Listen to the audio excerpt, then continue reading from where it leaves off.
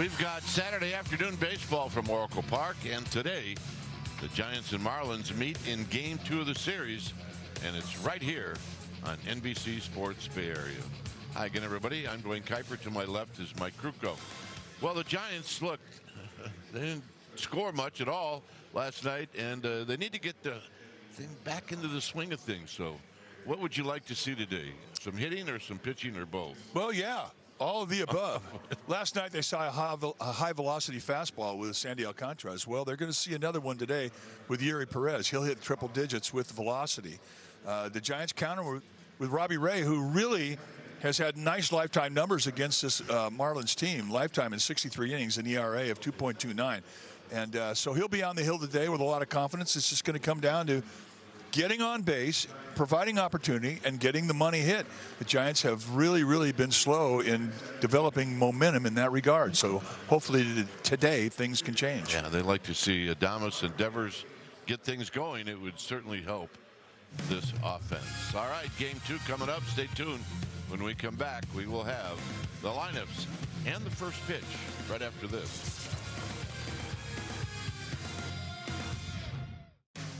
This telecast is brought to you by Toyota, class-leading MPG and more hybrid models than any other brand. Toyota, let's go places. By Friedman's Appliance in Pleasant Hill, largest in-stock inventory in Northern California of your favorite luxury home appliances. And by Heffernan, because you're different. This copyrighted telecast is presented by the authority of the San Francisco Giants and may not be reproduced or retransmitted in any form, and the accounts and descriptions of this game may not be disseminated without the express written consent of the San Francisco Giants Baseball Club, LLC. So back here at Oracle Park, Brandon Belt on his little boat with his family, chucking those balls into the seats and having the time of his life. How about that? It's a great shot. Yeah, and now you get a chance to see Grayson and Augie, his two sons, his wife Haley. And if you've ever had the chance, the good fortune to spend time with Haley and Brandon together, who've been together since high school, they're like a comedy act. They really are. They will entertain you. All right, our game time weather is brought to you by the Santa Cruz Beach Boardwalk. We said it was chilly. It certainly was chilly on the field. It's 57 degrees, and one of the reasons it was a little chilly was because it's breezy, too. Well, not as much wind as we saw in last night's ball game. 10 miles per hour is a pretty calm day here at Oracle Park. But as you can see, it is going straight out towards center field, which is the norm. But when you don't have wind, you will have home runs. So it is live, despite the cool temperatures. The ball will carry today. All right, here's the Marlins lineup, who come in right at 500. They're 13-13. It's a different group than what the Giants saw last night. It'll be Ramirez in the leadoff spot, then Lopez, Stowers, and Norby. Edwards, who leads the league in hitting. Xavier Edwards will hit fifth. Hernandez, he's new to the lineup. So is Leo Jimenez, followed by Sanoa, who we saw late in the game last night, and then Ruiz is going to hit in the ninth spot. On the hill today for the Giants will be the left-handed veteran Robbie Ray. Robbie Ray, 34 years of age, 6'2", 220-pounder. He's in his 12th year at the big league level. This is what he has done this year in 5 starts, 2-3 with a 2.86 ERA. 31 strikeouts in 28 1/3 with 11 walks. Lifetime against these Marlins, 4-5, but with a 2.29 ERA in 63 lifetime innings against them. So here we go. Is Robbie Ray about ready to throw the first pitch of this game? And it's a breaking ball and a swing. Ain't gonna miss. So we get started at 107.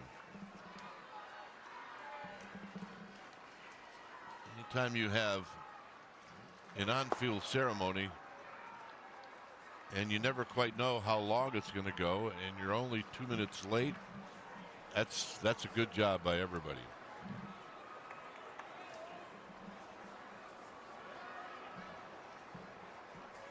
The 1-1 is very high.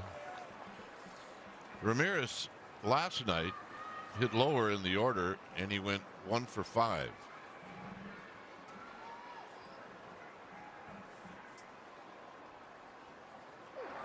Swing and a miss. It's 2-2. Now, the first 4 pitches of this game, Robbie Ray has established the curveball and the changeup. And the umpire he has today, Mark Ripperger, he is a guy that is a good low ball umpire, and he's a good breaking ball umpire.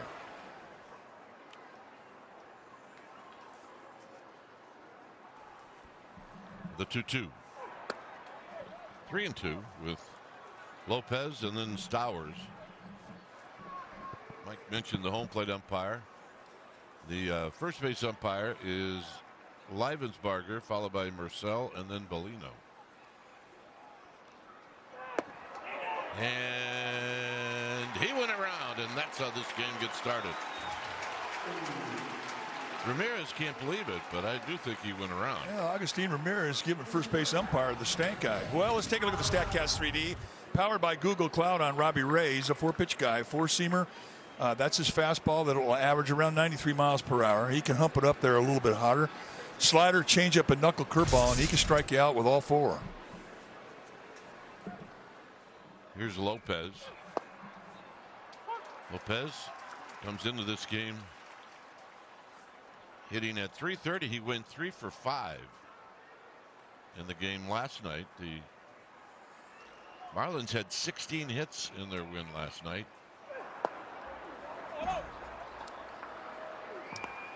They had 3 players that had 3 hits or Lopez, Stowers, and Edwards all had 3 hits in that win. It was just as high and wide, 2-1. Talked about Agustin Ramirez dropping stank eye on first base umpire Shane Livensbarger. Umpires don't forget those looks. Gave it to him twice. And neither do the other umpires in the crew. So, who's going to be behind home plate tomorrow? Yeah. Livensbarger. 2 balls, 2 strikes.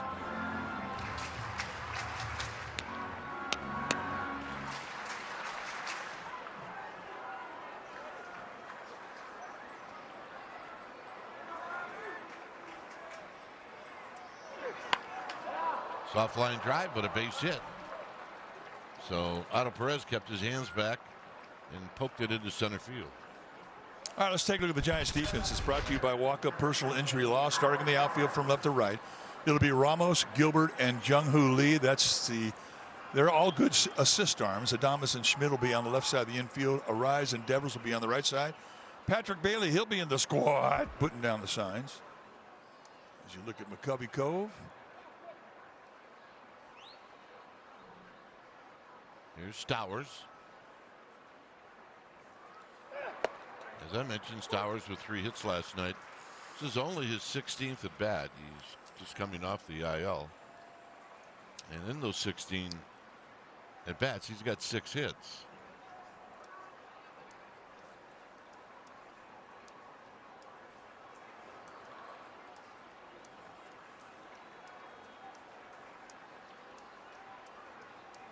So no balls and a strike. Stowers, all left-handed hitter. The Marlins like to run. Lopez has got 4 steals. He's been caught once.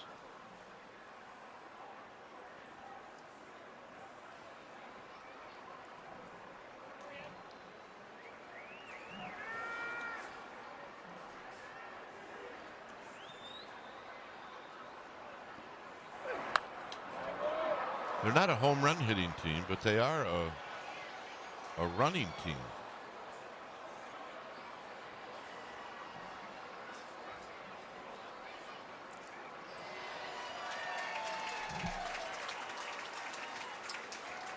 As you mentioned, not a home run hitting team, but as a team, they're batting .264, which ranks them 4th in the National League. Runner goes out of play. They did hit 2 home runs in the game last night. Catcher Hicks hit 1, and then Norby hit his 3rd in the 4th inning.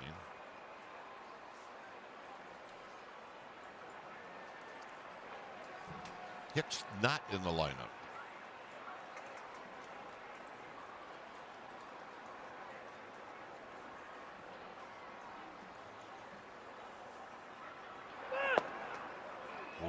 1-2. Spanish audio is available on the SAP channel. And while we're out, we want to wish a hello and best wishes as you're not feeling too well right now, Tito Fuentes. We want you to get better and get back to the ballpark. You know, and if you're watching in Reno, we're thinking about you. Chopper foul, and we'll do it again.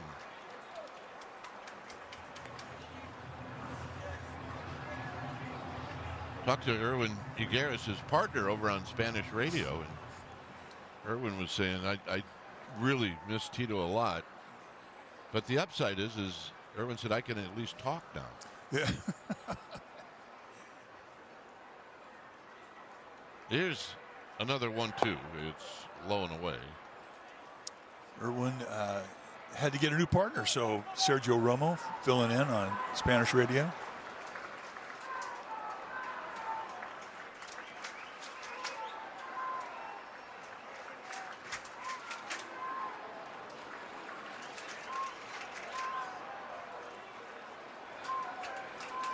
Two and two. And they almost had him picked off. Otto Lopez was definitely leaning. Here's Tony Vitello. Take a look. Yeah, he was on his way.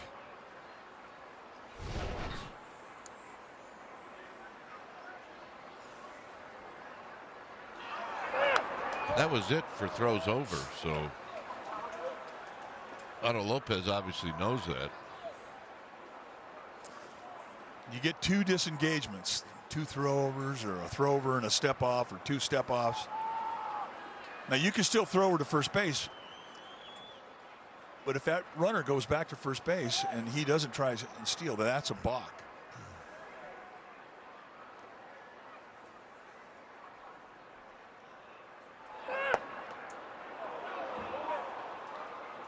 Stowers has definitely made Robbie Ray work.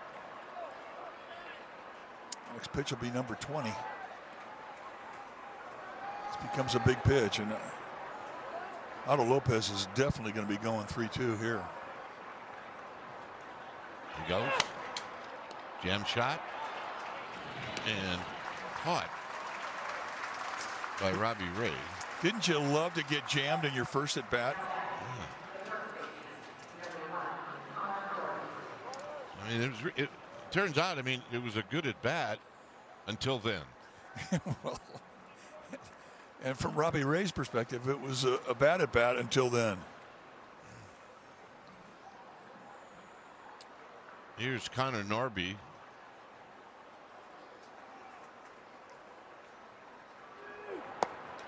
Norby 1 for 5 last night, and the one hit was hit out to 399 and over the wall. It was a big one.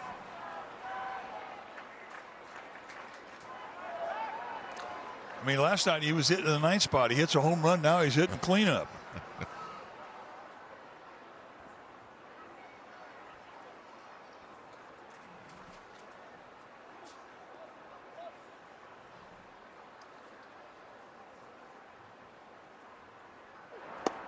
Swing and a miss. Last night Hicks hit a home run, and today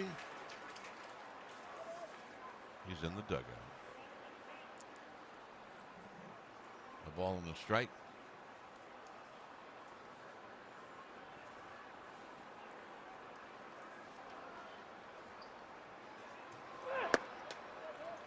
If you closed your eyes and just listen to what's going on at the ballpark, you would know who the starter is. Well, he's got one of the best grunts I've ever seen. He's right up there with Nolan Ryan.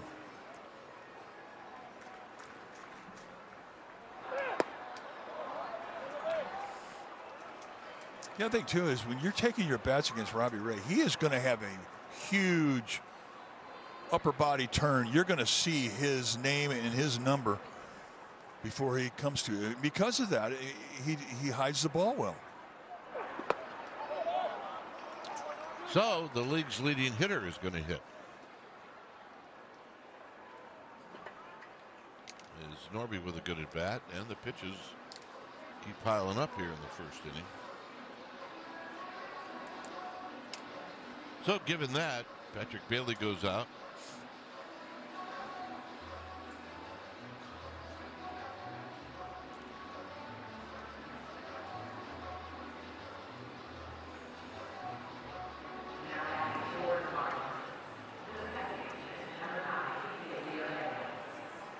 Edwards, his average at 347.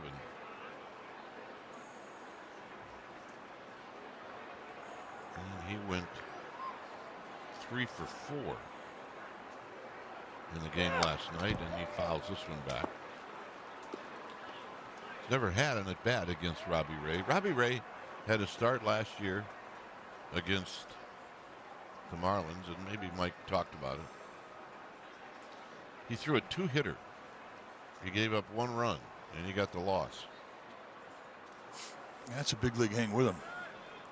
But it could happen. He struck out 9 in that start. Here's a strike. It's 0-2. I mean, this is what these Marlins do. They kind of wear you down. Take a lot of pitches, put the ball in play. This is pitch number 28. And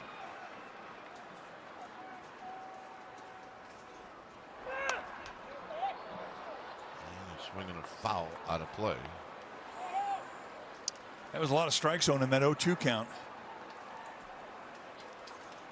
Right now, I mean, I think that Robbie Ray's got a better feel of the breaking ball than he does the fastball. He's missed a lot of fastballs up, and when he's come in the strike zone, they've been in the big part of the strike zone.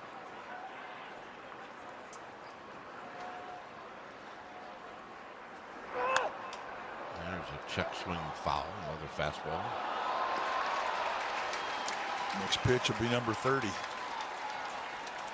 If you're going to have an inning where you're physically strong enough to be okay with a high pitch count, the first inning is the inning.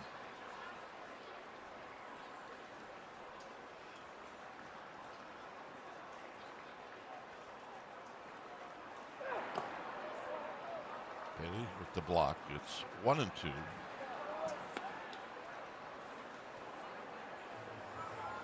Here you see 30 pitches total. 13 of them have been balls out of the strike zone.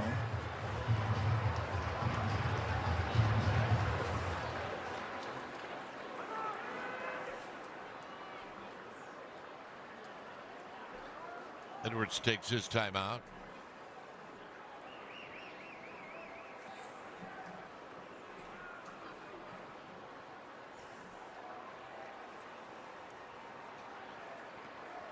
Robbie Ray taking his time right now. 1-2. Got him. Robbie Ray goes with the high fastball, and that'll end the inning. Time now for the Giants. So let's take a look at Tony Vitello's lineup. It'll be Adames, Arise, and then Matt Chapman. Chapman, the DH today. Then it'll be Devers, Schmidt, and Jung-Hoo Lee, who had 3 hits and a home run last night, followed by Ramos, Gilbert, and then the catcher, Patrick Bailey. On the hill today for the Miami Marlins will be the right-hander, Esteury Ruiz. Ruiz, in his 3rd year at the big league level, he's 5'11", 169-pounder, 27 years of age, and 5 starts this year. 2-1 with a 4.15 ERA. Then you see better than a strikeout an inning with 27 strikeouts in 26 innings. And he throws hard.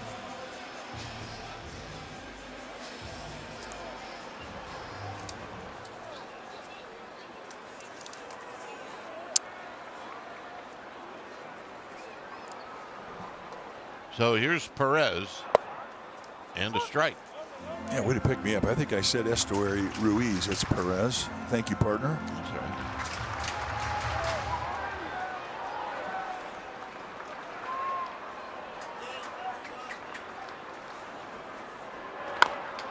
Thomas chops this one third base side. It'll kick foul.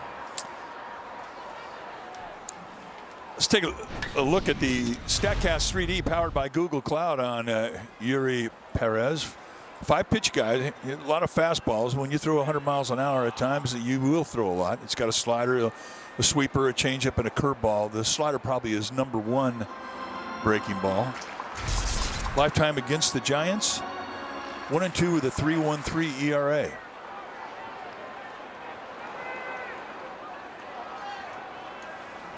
Oh, 2.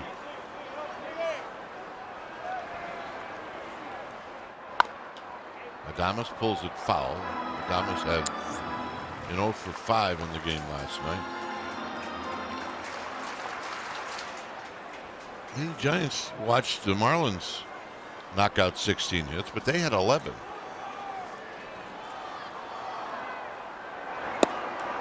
That's the pitch Adames has been chasing lately.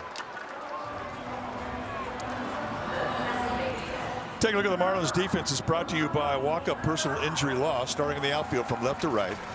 It'll be Stowers, Ruiz, and Hernandez. Good arms across the board. Lopez and Sanoja on the left side of the infield.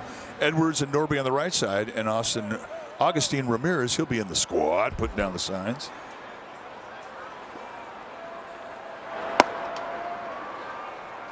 Here's Luis Arraez, who had a 3-hit game, and that jumped up his average to 320.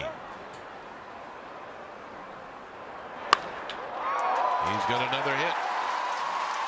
That man could hit.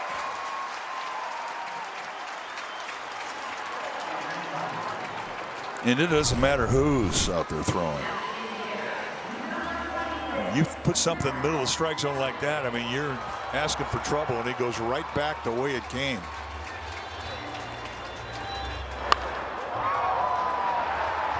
That's exactly what happened.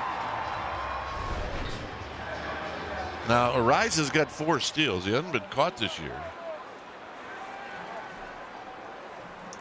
So here's Chapman. Chapman takes a pitch that runs inside for a ball.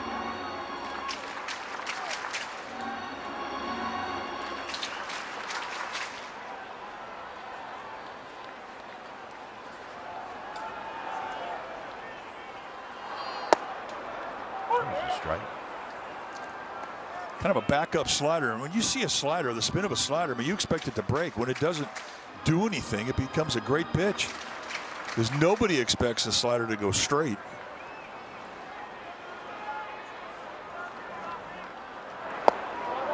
Chapman lays off.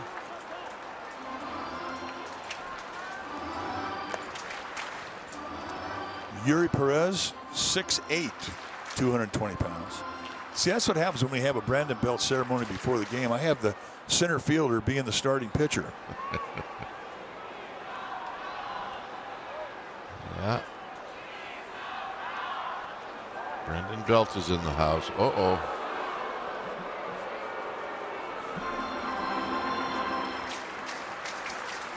He did not disappoint when he got to the microphone, that's for sure. Oh, he was great.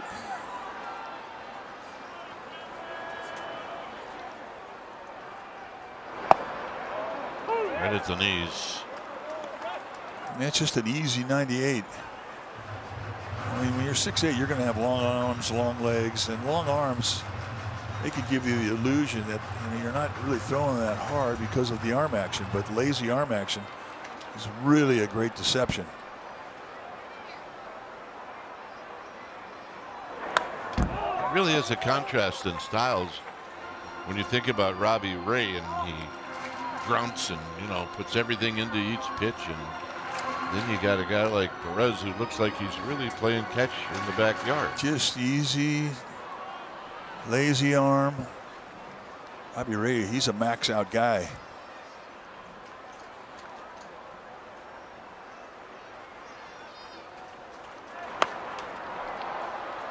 A little pop-up that's going to be out of play.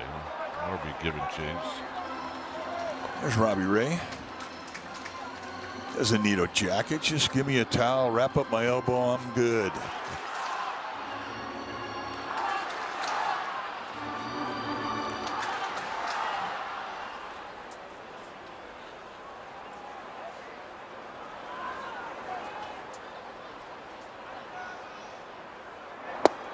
Got him. 98, right at the belt. Again, lazy arm, go right across the letters on the inside corner. And at 98, that's a tough assignment. And Chapman, a good fastball hitter, was late.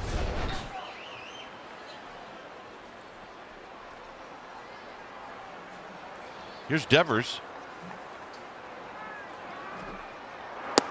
Devers 0 for 4 in the game last night.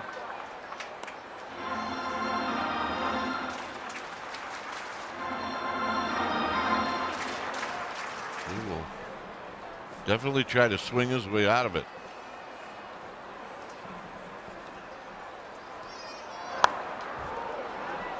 Pitch down and in, and he fouls it straight back. I mean, that's the advantage for a veteran. I mean, when you're a veteran and you're slumping, you know that you've been through slumps before, and then you know you come out of them. It's harder on a rookie when he doesn't have a track record at the big league level. 1-2. Not that it feels any better, but you do at least have that confidence in the back of your mind that I've been through this before. I'm gonna get out of it.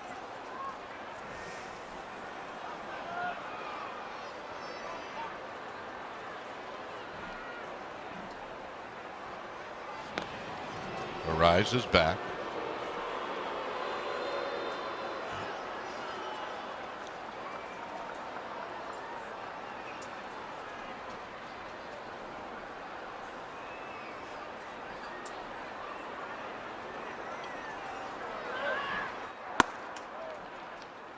Arise thought about it, but then he put on the brakes. It's 2-2.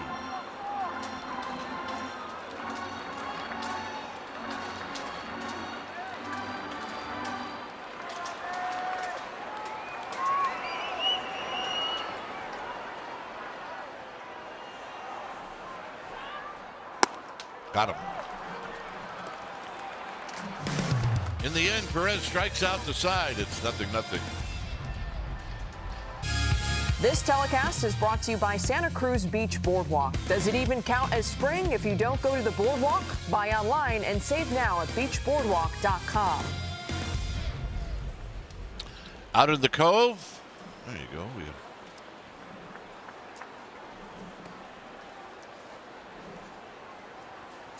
The old kayaks. Here's Hernandez, who we're seeing for the first time.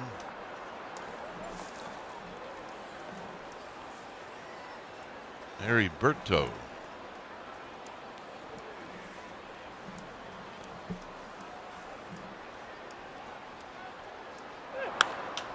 And a high fly ball to right.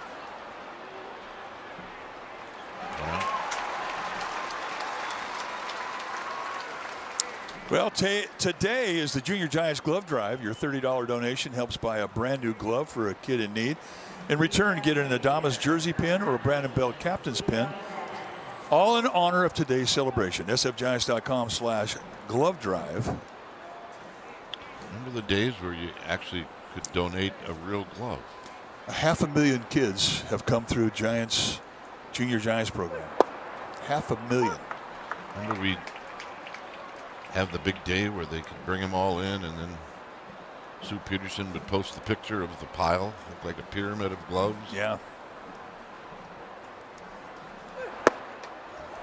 1 ball and 1 strike to Leo Jimenez.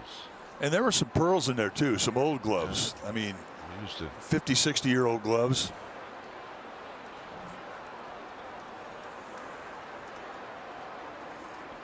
The 1-1.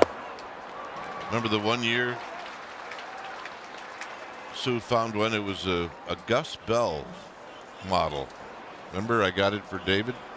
David Bell was on the Giants team at the time. Yeah. The 1-2. Swinging a pop-up. That's going to be a souvenir. Pretty cool if somebody comes up to you and say, hey, I got your grandpa's glove right here. Yeah.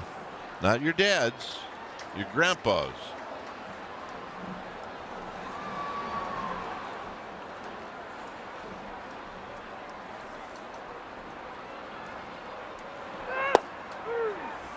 Got him.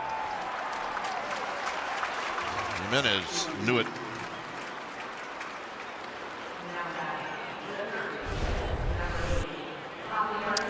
Take a look at the fastball, just taking out that inside corner. Locks him up.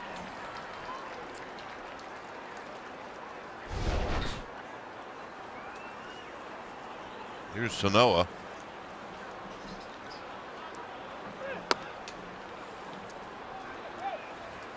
This generation of big league baseball player, they guess more in 2-strike counts than any generation in history. Well, you know why? Because you don't get in trouble like you used to if you struck out. Yeah, strikeouts, all part of the deal now. Not a problem. Struck out too much years ago. You didn't play. Unless, you were a guy that's going to hit the ball out of the park. Kind of like this one if it stays fair. And it is foul. And that's a feel-good strike for Javier Sanoa. Tell you what, from our vantage point, that was fair a long time. Well, like I say, it felt good. That's a designer strike right there.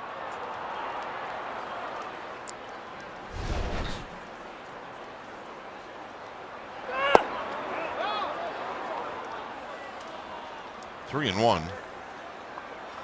Sanoa, not a tall guy, 5'7", but put together, 190-pounder.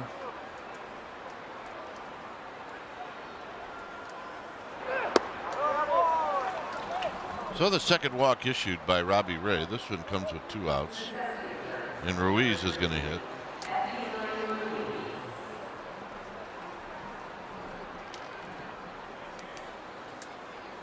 Ruiz has only had 1 at bat this year. He's 0 for 1. He has, however, had 2 at bats against Robbie Ray, where he's 0 for 2.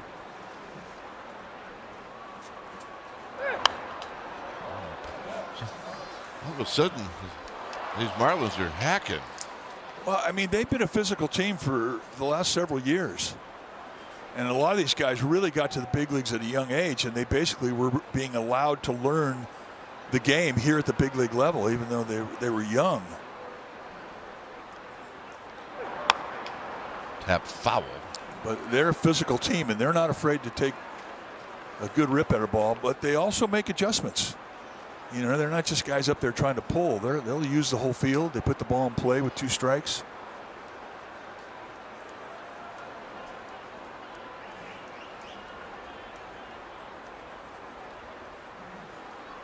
Oh, and 2. Ooh.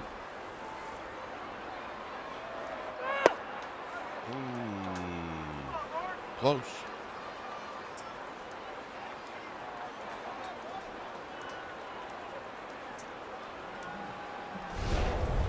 How close was it? Let's take a Mike? look. That was like strike close.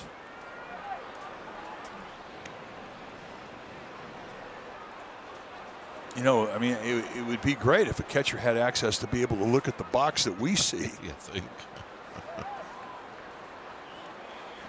Well, one of the reasons why we can't see the box is for fear that somehow we would get it down to the dugout. Yeah, off the end of the bat. And Adames has to go the long way. And he throws out the speedy Ruiz. For the Giants, Schmidt's going to lead things off. Park, group of 15 or more, score of 20% discount on tickets. Go to sfgiants.com/groups.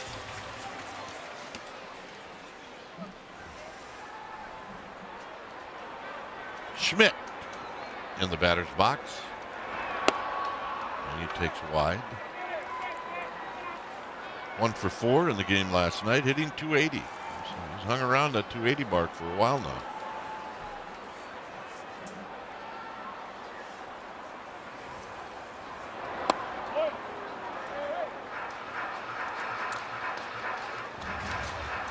Over on the radio side for the Giants, interesting combination today.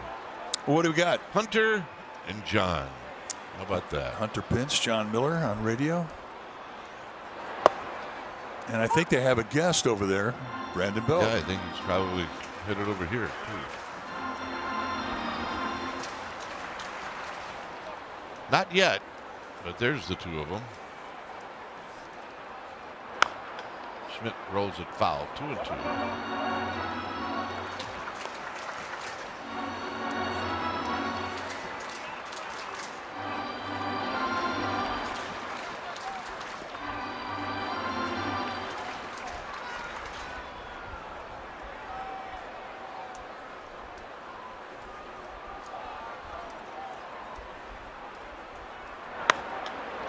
Little jam shot to left. Racing in is Stowers.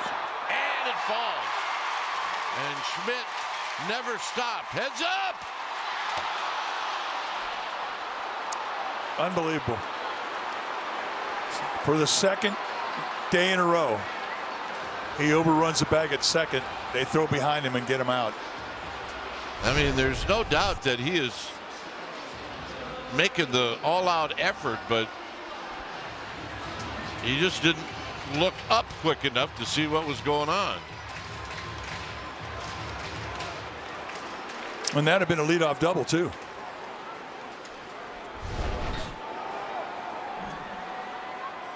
Here's Jung-Hoo Lee.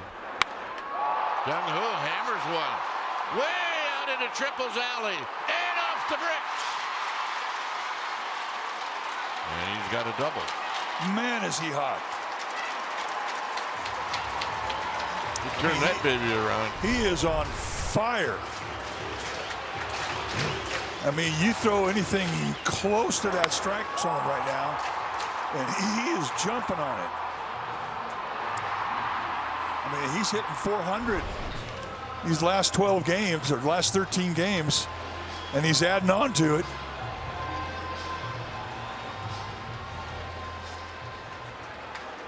Here's Ramos.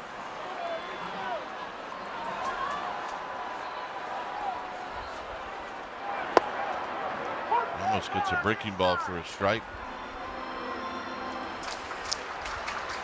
Well, it's a home run in a lot of places. Well, we'll have to ask Brandon Belt about that when he gets here, because he will join us.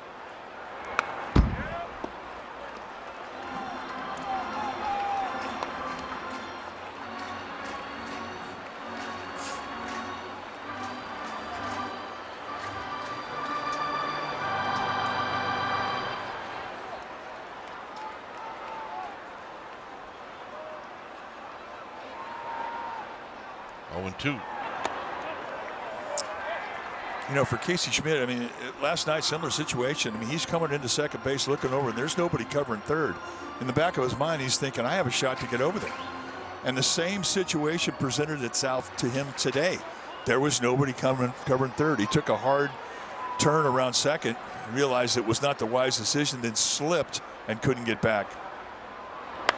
A little pop-up that's going to be out of play.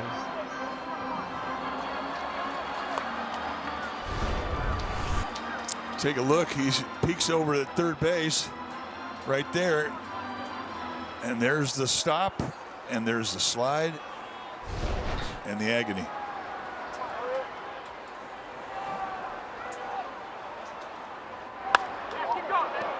Wow.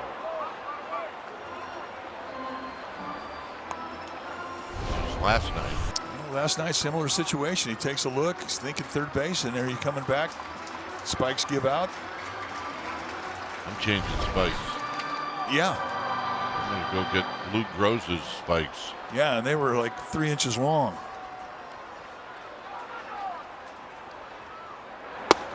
Got him. 100-mile-an-hour fastball above the hands inside part of the plate. And that's strikeout number 4 for Perez. So here's Gilbert. Gilbert had a hit in the game last night. He was 1 for 3. RBI opportunity for the Giants. And this is a pop-up that's going to be a souvenir.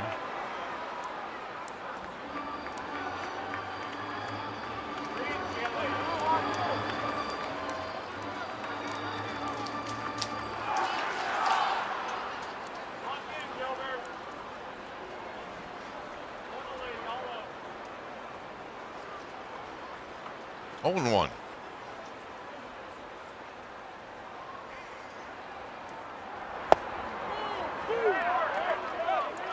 That is 100-mile-an-hour paint outside corner at the knees. That's a nasty combination. Wow. That velocity in that location. We're not even talking about the movement on it.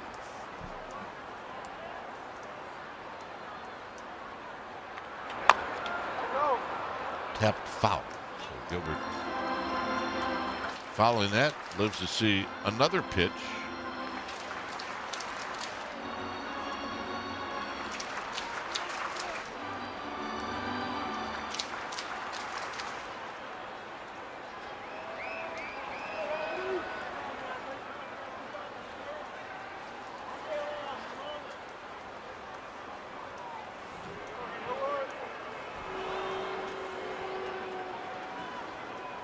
Oh, 2.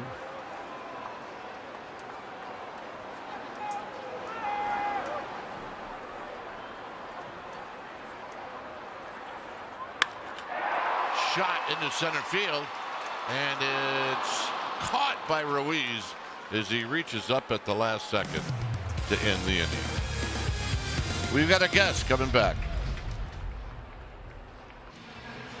Welcome back to the broadcast booth presented by Lazy Boy.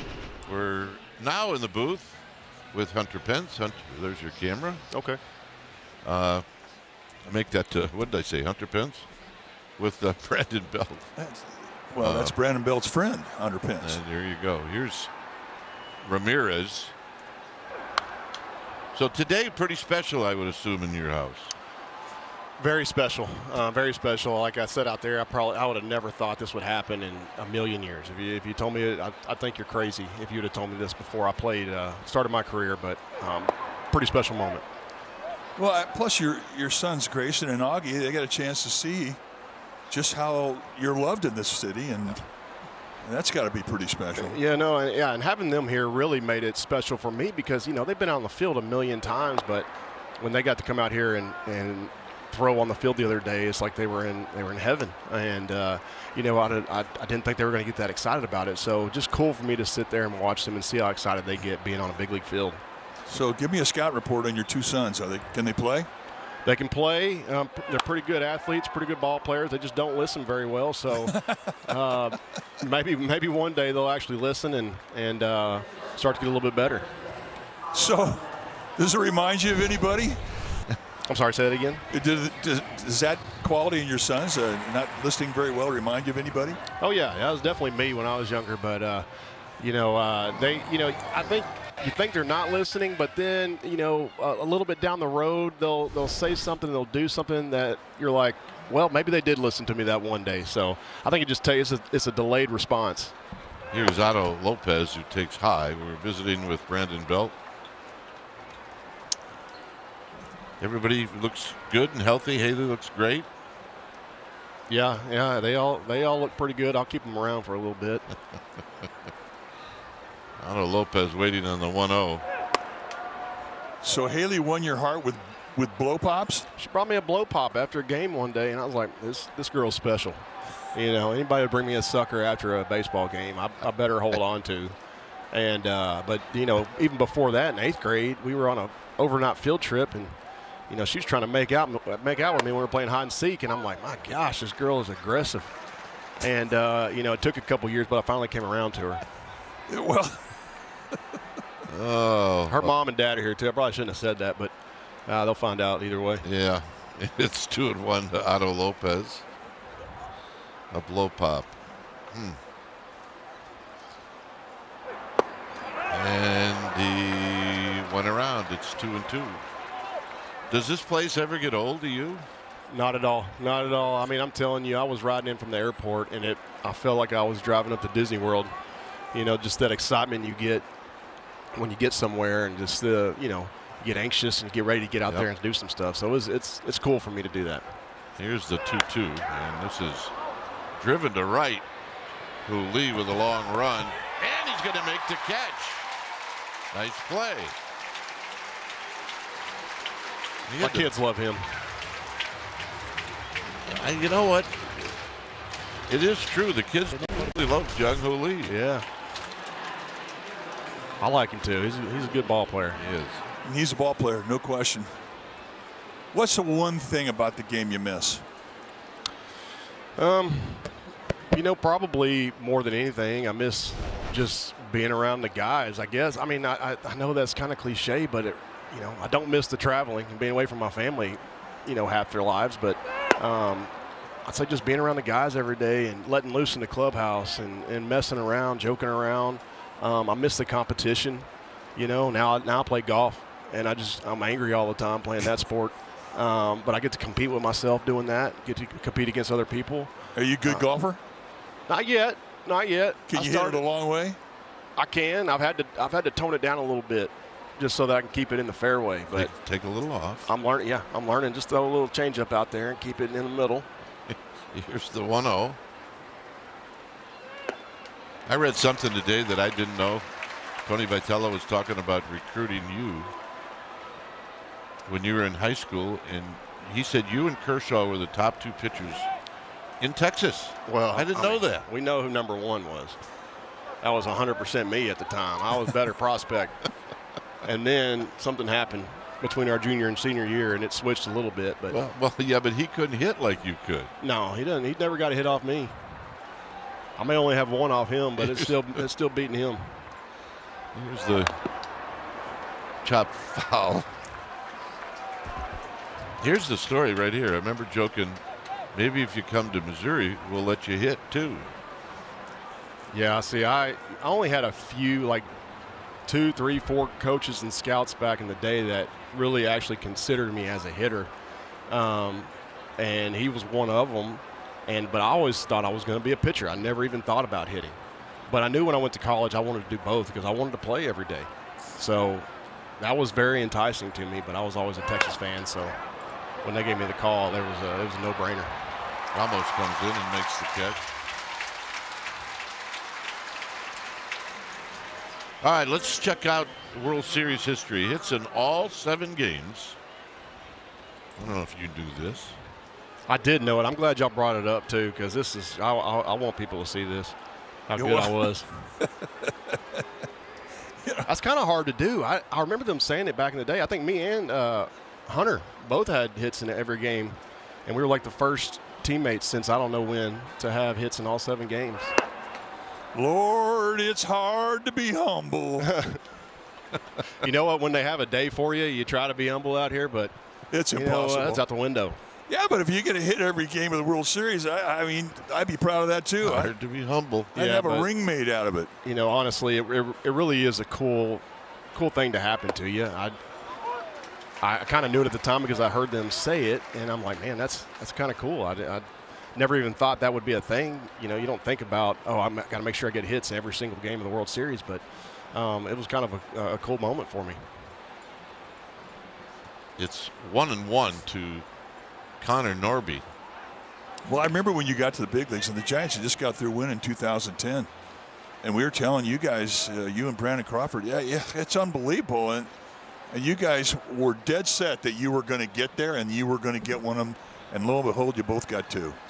Yeah, and then you get 2 early on in your career, and you think you're just going to win a World Series every other year, and you realize it's not that easy after a while. So we took it for granted early on, but because I remember having teammates early on that had never been to the playoffs before, and they've been playing for 10 years. Yep. So it's something that's really hard. It takes a little bit of luck.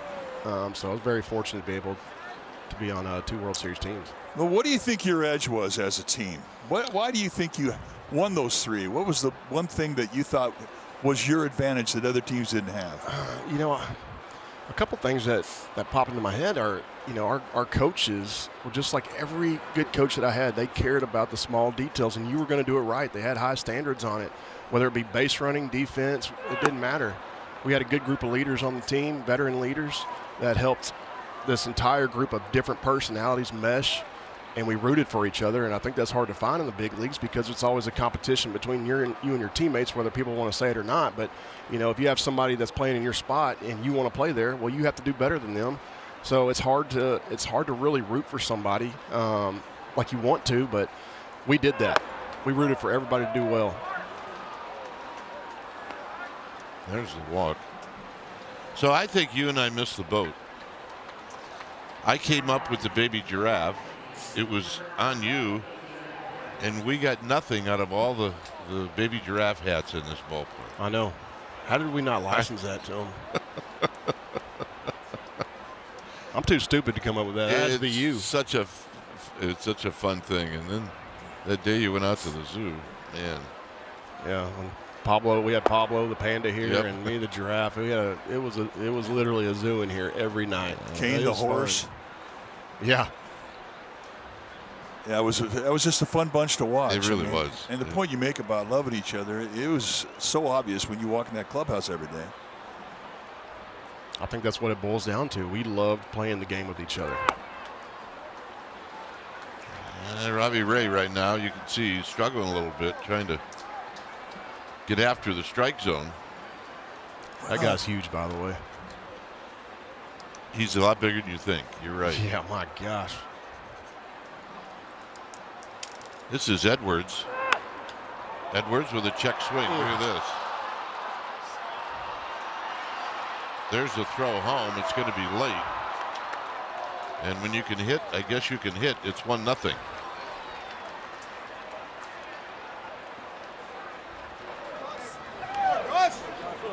So on the play, Norby goes to third.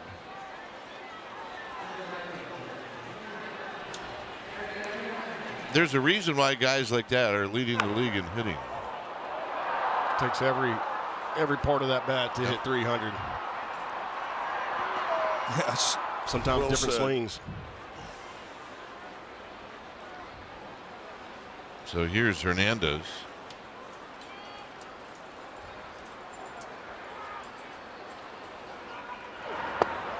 And the pitch is down low. I forgot what happened. So you went to Toronto. Did the Blue Jays come here to play? No. And you were injured, or No, San Francisco came to Toronto. and were that you year. active then? I was. Oh, yeah. I hit a double off Webby. I'm going to let him know about it when I see him again. All right, now I remember. Pitch is high, 2-0. So what are you doing now? You're back home in Texas, and you're raising your boys. How do you use your time? What are you doing? I do two things. I play golf, and I coach baseball. Sometimes basketball in basketball season. So I'll play golf before the kids get out of school. If I can do it every day, I will. Haley will go with me, and we'll play together. But when school's out, I'm going doing baseball until about 9:30 at night. Whether they have games, because they're on city league teams and they're on travel ball teams. I'm coaching both of them on both teams, so it's a lot of baseball. And then we don't have any days off ever. And then when we do have a day off, and we've been complaining so much how we never have a day off, we have one finally, and we end up at the baseball field anyway. Don't know what to do with ourselves when we have a day off. Runner goes, and they'll let Edwards go. That'll be a stolen base. Well, you're staying in shape. You look great. Yeah. Oh, thank you. Well, my teammates thought I would blow up after I got done playing baseball, and I couldn't let that happen. So I'm still protesting against working out. Did that for a long time, and I'm just not doing it right now. So I'm not eating that much either. I won't eat till dinner time every night. There's a pop-up. Bailey coming back. So is it a golf cart, or do you walk?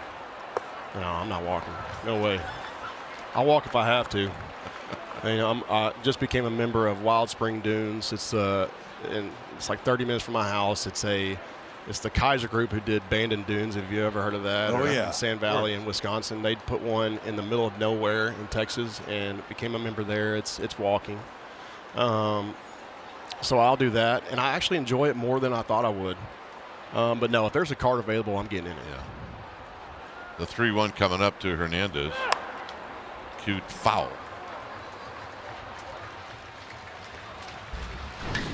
This is where it happened. He went out to the left, and look, maybe a slight exaggeration on my part, but you look like you're a little wobbly on your feet. And in my mind, it was a million times worse than that. I was panicking. I was like, how do I get this ball out of the lights? And no matter where I moved, it was in the lights. You told Bochy you were the best athlete on the team. No problem. I'll go to left field. Yeah, I mean, I'm probably the only guy that could catch that ball right there and make you think it was easy. But that ball got in the lights early, and it stayed in the lights. On the ground to short. And Thomas has got it. And that's going to end the inning.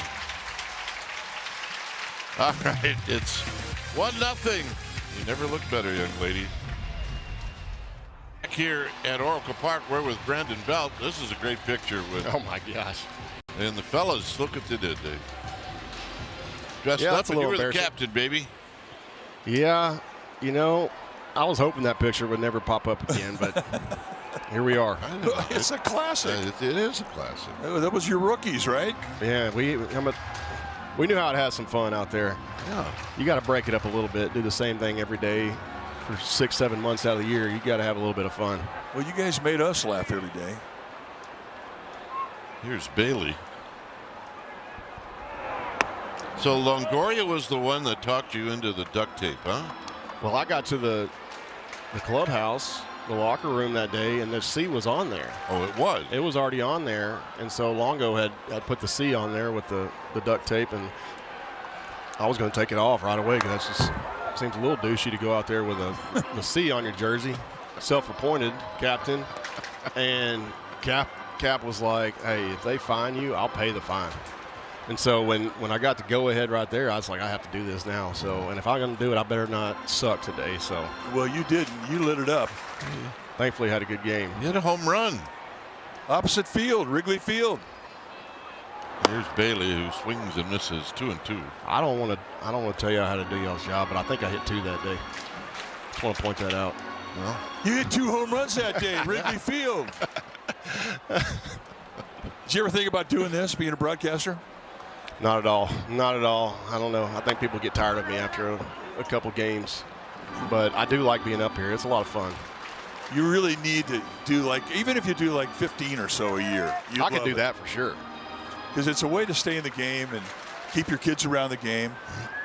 And plus, you'd be really good. Yeah, I think you would. I do agree with that. I think it'd be a lot of fun to be around the game still, but not have to commit your entire life to it, you know. And obviously my kids love it. I saw that this weekend. They love it way more than I thought they were, and it might be worth getting back in the game somehow. Here's the payoff to Bailey, and he got him. So we're talking about Wrigley Field that day. I keep thinking the C was a lot bigger because they are on the shirts that they handed out. Yeah. So that's one. Did I hit another one? Oh, double and a homer. Sorry. It was a home run in my head. Well, you know what? I think you were saying that a whole lot here in this ballpark. I mean, we always estimate as to how many home runs you should have got if you'd have been in another ballpark, because this ballpark took a lot away from you. We think it was 60. Yeah, you know, it's kind of a trade-off. You don't get as many home runs, but you get to play in one of the best atmospheres in sports, and definitely the most beautiful venue for sure, and a great organization. So I'd take that trade-off any day. And when you think about the championship teams, a lot of it revolved about pitching. Absolutely. And defense. Pitching and defense and timely hits and chemistry. You know, there was a lot of talk about the chemistry back then, and it was true. I think that's played a big part in us winning. Here's Arise, who singled in the first. You always wonder, though, would we have had that chemistry if we lost 100 games every year? Yeah. Maybe, maybe not. Yeah. It is a lot more fun, though, coming to the park when you're winning. And it can create great chemistry. Plus, you guys are all about the same age. Yeah.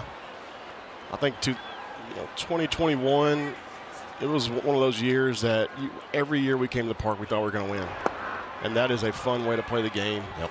2017 was kind of the opposite for me. You come to the park just like, man, are we ever going to win again? Yep. So I've been in both situations. Winning solves a lot of your problems. 2-1 to Arise. He fouls this one out of play. It's 2-2. Well, the old saying in baseball, how do you spell fun? W-I-N. Yep. And it's so true. Absolutely. And the parades, is there anything greater than those days? My goodness. No, not really. I mean, like I said, I think you take it for granted right when it's happened a couple times right when I first came up, and just expecting it to happen every other year. And then you get later on in your career, you remember how, or it reminds you that the game is just, it's really hard to do that. So you look back on it, it's really special. 3-2 to Arise. Just lifted out to Triples Alley. But Hernandez tracks it down. Brendan Belt, thank you very much for coming by. Thank you, guys. Yep. It's been our pleasure. Been my pleasure. They're going to be in town. It'll be on the next homestand. The Padres will be here at this ballpark from May 4th through the 6th. Get your Giants Padres tickets now at sfgiants.com/tickets. Padres are good. They actually are so good that they're in first place in the National League West.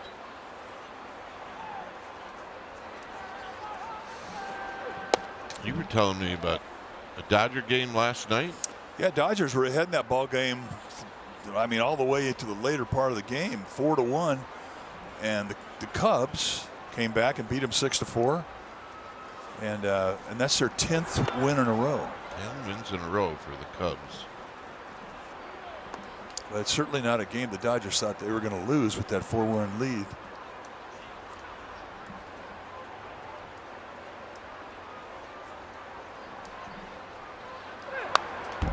One pitch to Jimenez is foul back. But it's really great for guys off those teams that come back and hear the applause one more time, and the applause is always loud. Giants fans, they can't wait to express their affection for these guys, and they do it with their applause, and you could just see the look on their face, what it means to them. Greatest thing for an athlete is to be remembered, and when you're remembered as a champion, that's the best. Jimenez out swinging. Well, look, listen to the loudest ovations when we have these ceremonies. It's Bochy, it's Pence, it's Buster. I mean, that's the group. George got a great ovation. Sergio Romo.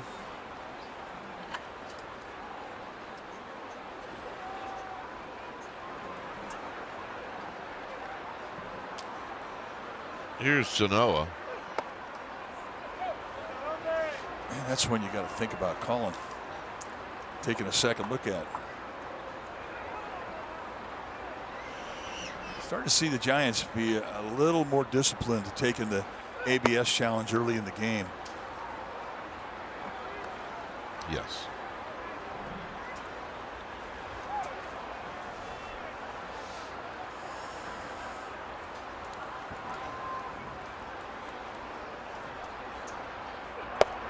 There's a strike. That ball away to make it 2-1. I forgot to ask Belt if he was playing right-handed or left-handed golf. I can't imagine him playing right-handed. I mean, a left-handed thrower, left-handed hitter. Yep. But I do believe that he could hit it a long way. 2-2.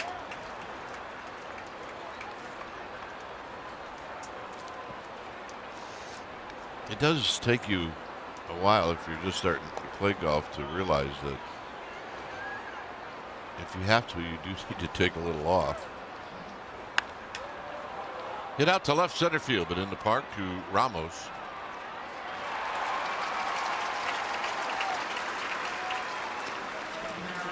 And here's Ruiz.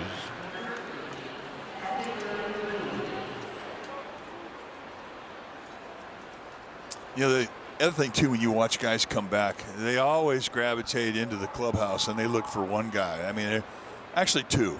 The trainer, and they look for the clubhouse guy. More work for Ramos. And he puts it away. All right. Chapman, Devers, Schmidt coming up.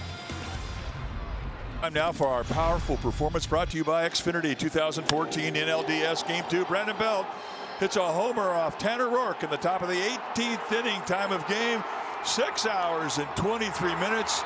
It was the coldest night we have ever seen, and Brandon Belt sent us all home happy. And the Giants would go on to win that series and go on to win the World Championship. Remember who got the save in that game? Yes, I do.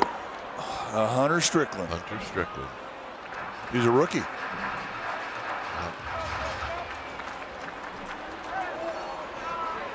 1-0 to Chapman.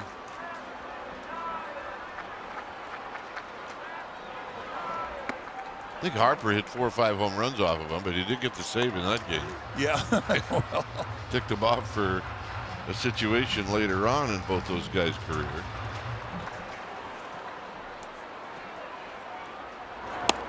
Three 3-0 to Chapman.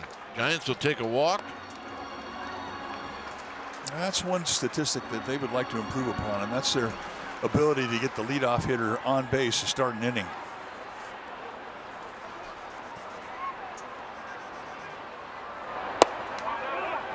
And they do. True baseball fans need Wi-Fi that's so reliable it never gets caught looking.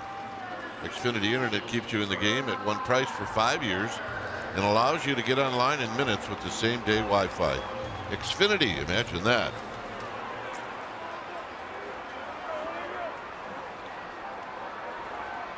So there's a walk. Devers takes wide.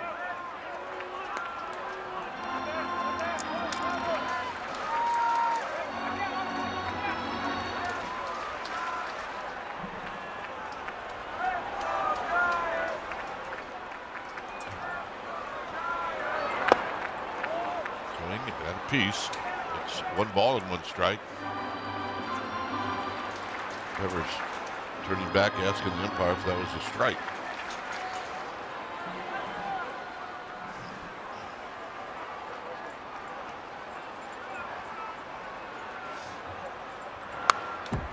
Foul back, 1-2. Devers consistently getting pounded with those fastballs. And you know, it's tough on a hitter when you're seeing the fastball, you're looking for the fastball, you're getting it, and you're swinging through it, and you're not fouling it off. He's going through a rough streak right now.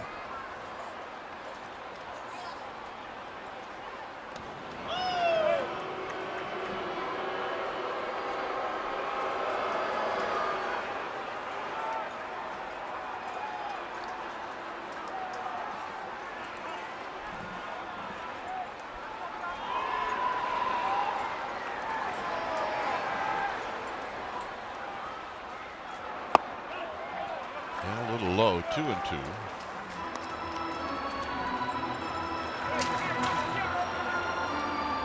In the league, once they find out you're having trouble with a pitch, that's all you're going to see. And it isn't going to change until you start turning those fastballs around.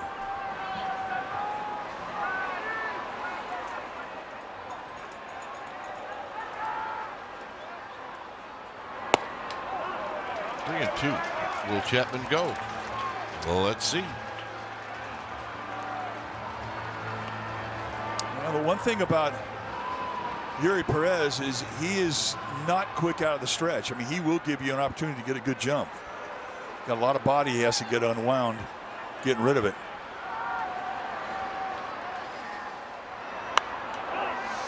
Foul back. That was not a fastball. Do a breaking ball. First off-speed pitch in the sequence. That last unload time for Perez, 1.44 seconds. That's slow.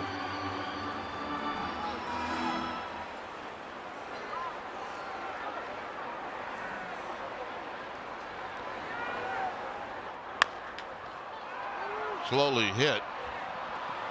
They get one there, and not in time to get Devers.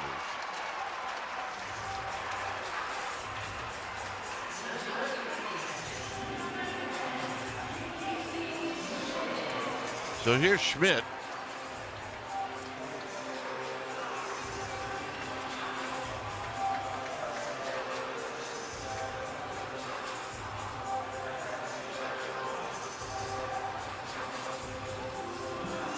Schmidt blooped a double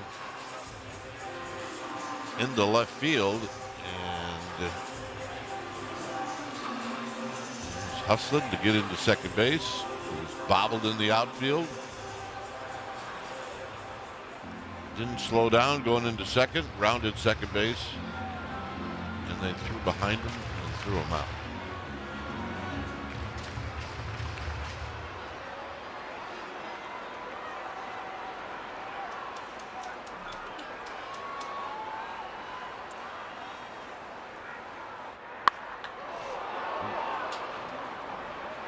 It's 98 that he pulled like that. He's not impressed with the fastball velocity. Just right now, he's angry. Yeah, he's ticked off.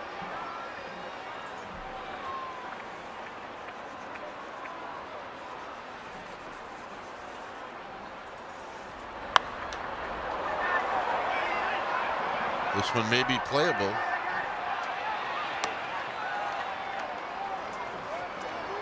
Two outs.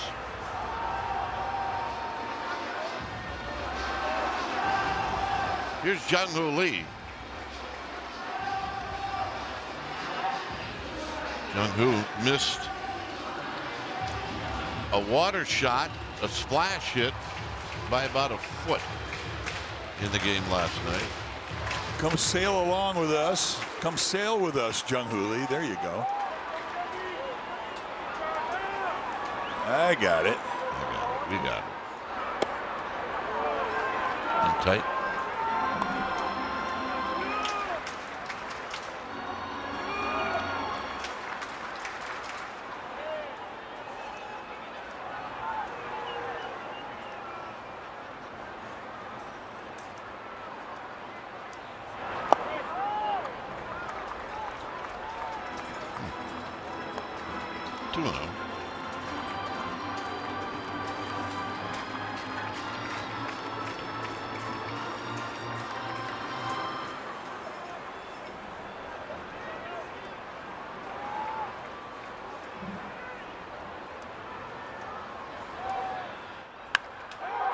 And a base hit to left field.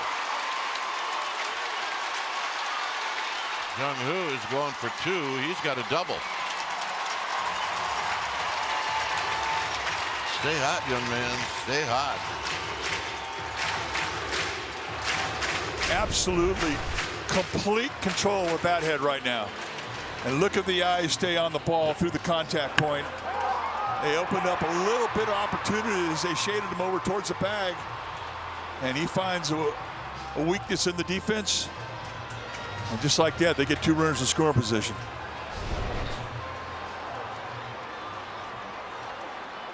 Well, Ramos, a shot.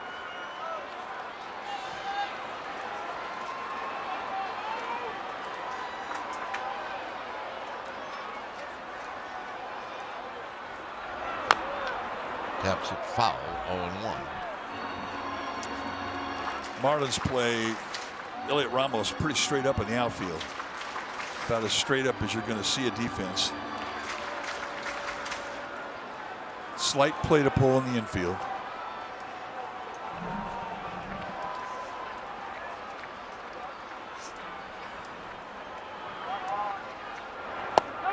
Didn't chase.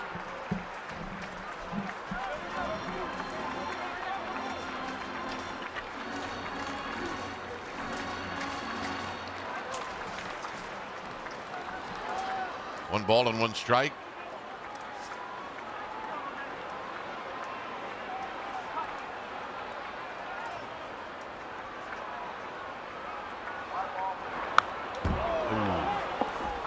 Got a hanger. I mean, he's throwing a couple of those breaking balls that, you know, they were totally hanging. But as we pointed out earlier in the broadcast, I mean, you expect those rotations you're seeing to break, and when they stay straight, you can get jammed with them, as Ramos did.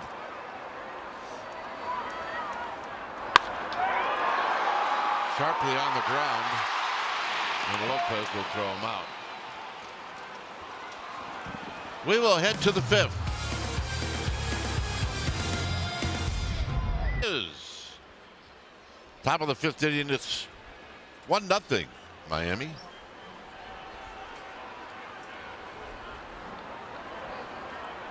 And here's Ramirez, the leadoff hitter.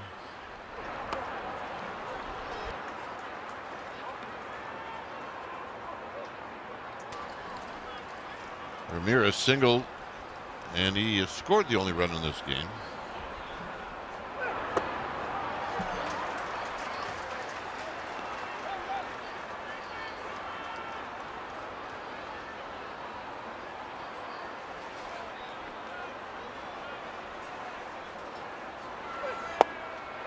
Down low.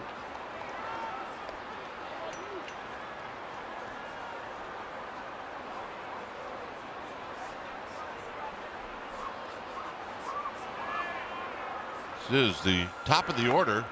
It's now 2-2. Pitch wise for Robbie Ray's at 90. He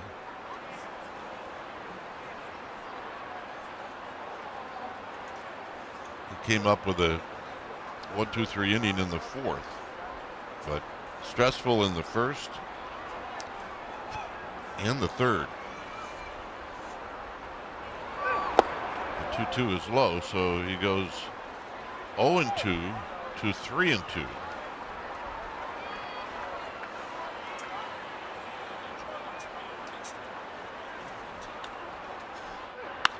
And a line drive that's gonna fall as Ramos does a nice job of cutting it off, and it's a leadoff single. Well, Mother's Day is around the corner, so celebrate all the moms in your life at Oracle Park on May 10th.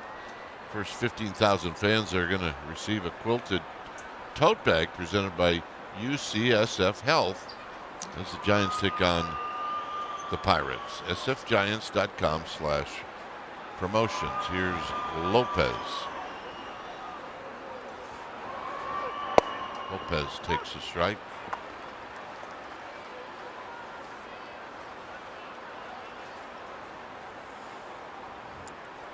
The way Lopez is swinging the bat right now, I mean, he's a perfect candidate for hit and run.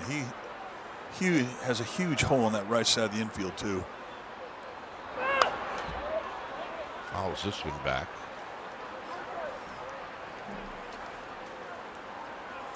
When you're putting on the hit and run, and you're a part of it either by being the runner or in the batter's box, what counts did you like to hit and run in? I like the very first pitch.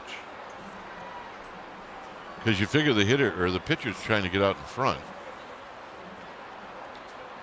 So you're going to get something fairly close to the plate to hit, as that's foul off. But you're never going to put a hit and run on with the guy's got 2 strikes on him, because a hit and run, you're forced to swing no matter where the pitch is.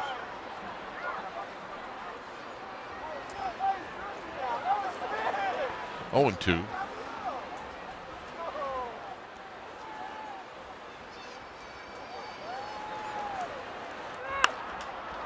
Hit to right for Jung-Ho Lee, who straightens up and makes the catch.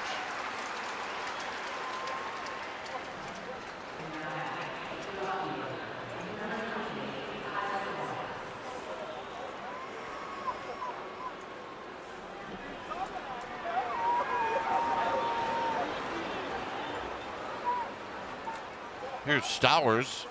Stowers is 0 for 2. His last at bat was a line drive to Elliot Ramos. It's caught.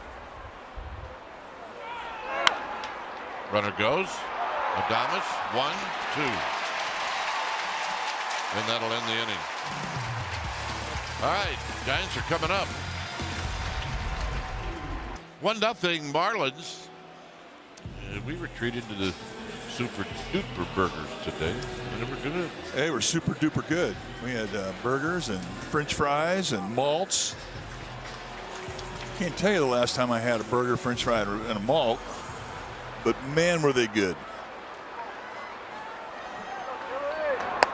Gilbert may have hit the hardest ball of the game, and it was caught, a line drive.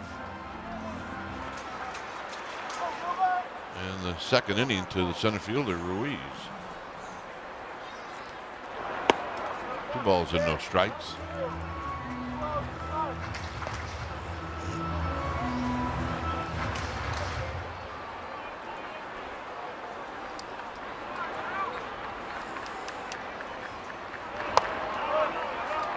Three and 0.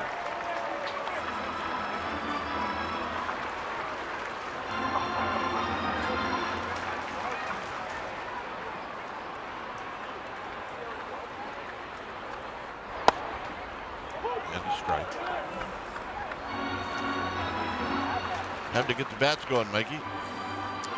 Well, I mean, just keep having good, solid contact, and they'll start falling.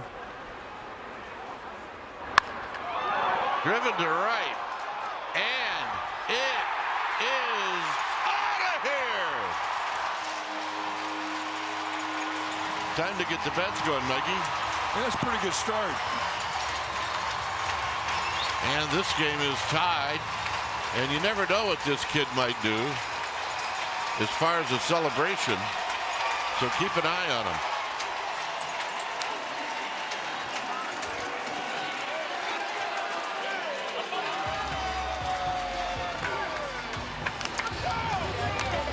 Yeah, he's an easy teammate to root for. Let's put it that way.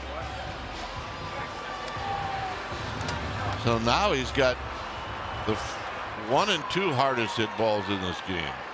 Well, he's seeing Perez well. I mean, he's a good fastball hitter. It's a good matchup for him. Here's Bailey, and Bailey fouls it back. He was on it too. Take a look at the swing of the bat from Gilbert. I mean, it's just a challenge fastball, middle in, just above the knee, where most hitters will tell you that's where they like it. I didn't think it was hit high enough. I know one thing, it got out there in a hurry. It did. Bailey with a bunt, and it came up, and I think it hit him. As long as you're in the batter's box when it hits you, you're okay.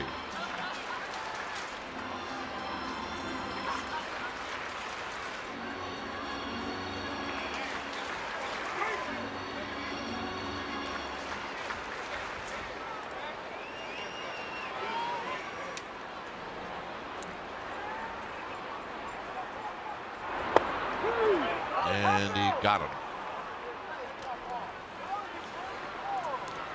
That's a breaking ball in there. Strikeout number 6. Now, when you give up a home run, one thing that does make you feel like 2% better is striking out the next guy. No more than 2%. Home runs kind of wear on you. Thomas takes a ball, although the Marlins are going to challenge this. Ramirez, the catcher. ABS powered by T-Mobile. Pitch is a strike. Miami has 2 challenges remaining. And a good challenge.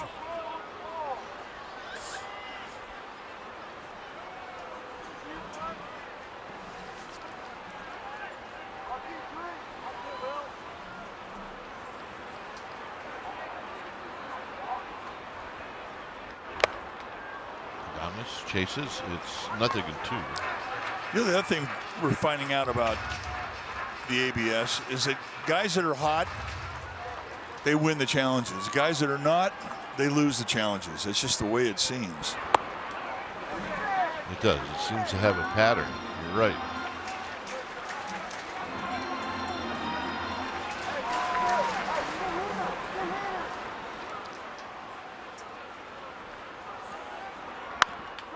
Roll to third.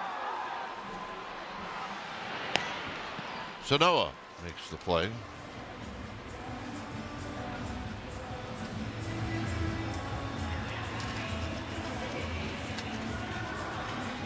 So here's the rise.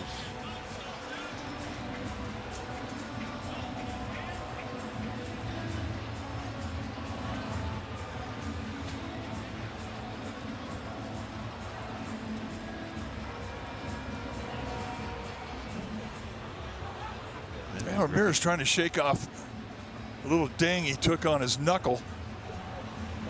It's on the backswing, maybe. trying to shake it off, but he's not having much success with it. Throw a little tape on it.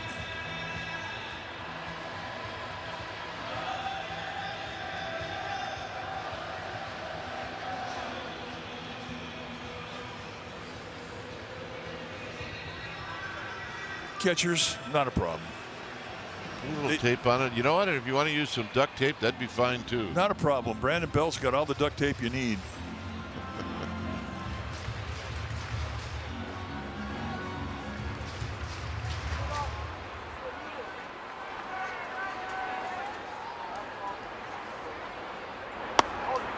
Strike to Arise, 1 for 2.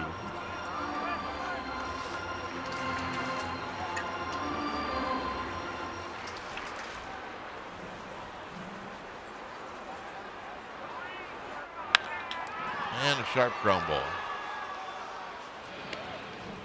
And that'll end the inning. So we got a tie game thanks to this. A home run off the bat of Gilbert, and it's bye-bye baby. 1-1. Time for a change. Switch to Comcast Business for all in connection and protection your small business can rely on. It's Matt Gage. 12th appearance on the year for Gage. Really off to a nice start this year.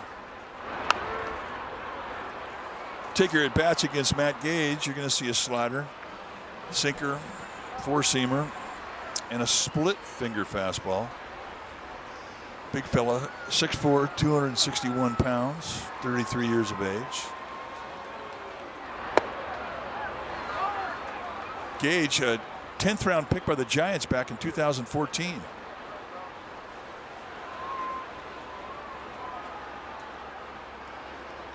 One ball and one strike. Harvey has walked twice.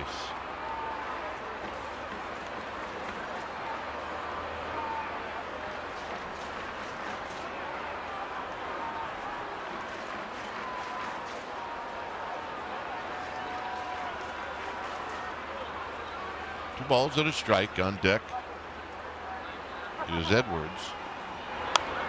Fouled out of play.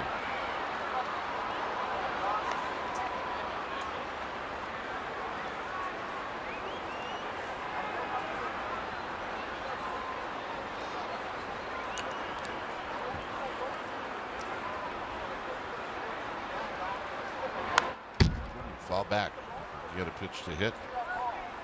You know, Brian Sabian used to talk about bat head strength when a guy had a nice light grip and his bat head was heavy and the ball would jump off his bat head. And, you know, guys who have above average bat strength, they stand out. Ray comes right back to Gage. Oh. Heads up. 1 out. Gage is never routine. kind of beside himself for that. But Norby's got that kind of bat head strength. Not on this one, though. And here's the little goose, like a jump shot. Hey, they get their man. Here's Edwards. Edwards had a check swing single to knock in the only run for the Marlins.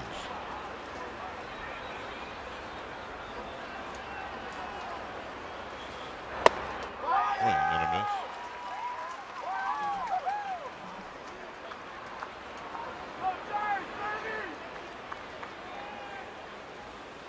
Edwards steps in. Another great crowd on hand. Crowds have been fantastic in this whole homestand.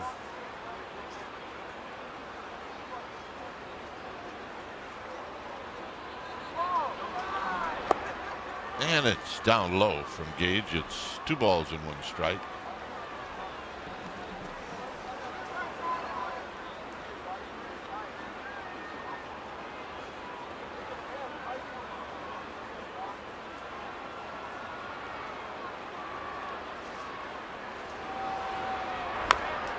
Chop foul.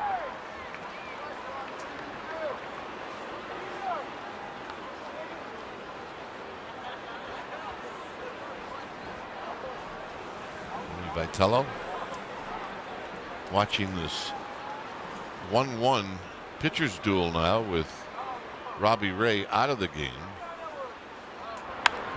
And a shot to right field for Edwards, who's got another hit. Boy, he uses the whole field well. Well, get all your highlights, analysis, live updates, Giants Talk episodes, and more. Everything a Giants fan needs. The NBC Sports Bay Area app. Download now. We encourage you to do so because it's a good one. Meanwhile, out on the Cove, the Orange Crush has arrived. Orange Crush. Here's Hernandez. It's in tight.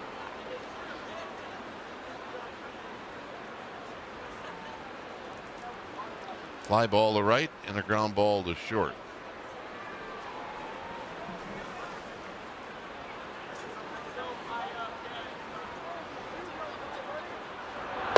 And a swing. Swing and a miss.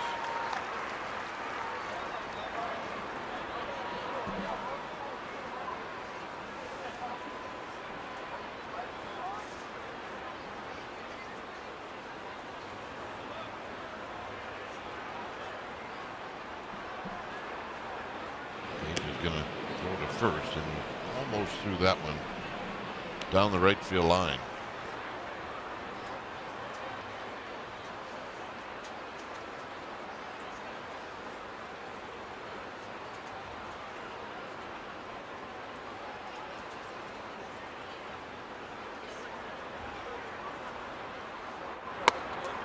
Well, he does show his full number to the hitter, doesn't he? Yeah, just like Robbie Ray. I mean, that's a big upper body turn, but it really is a form of deception in the eye of the hitter when they're in that batter's box because they don't see it early. I mean, that's been one of Robbie Ray's strengths for a long time, and Matt Gage can make the same claim.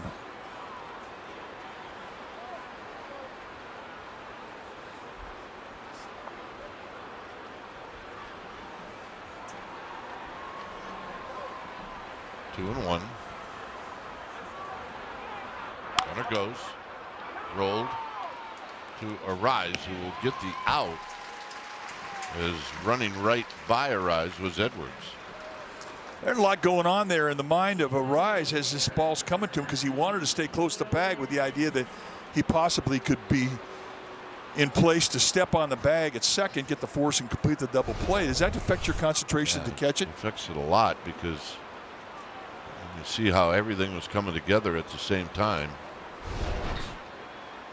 But Arise did the smart thing. Get an out for sure.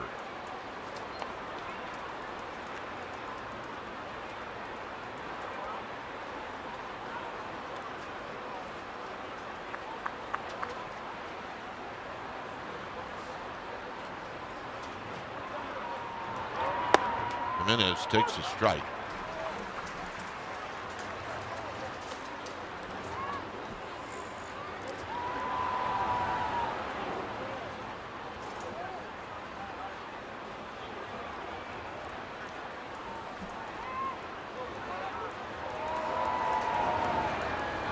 Look to second, and it's low.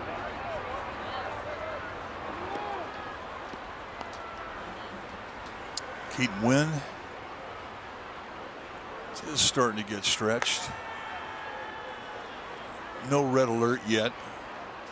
And they'll tell you when they call down the pen and get Wynn up, just tell them to start just playing light catch. 2-2. When it's red alert time, I mean, things happen quickly.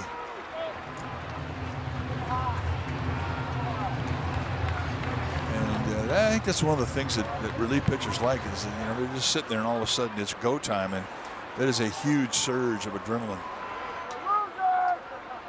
It's exciting.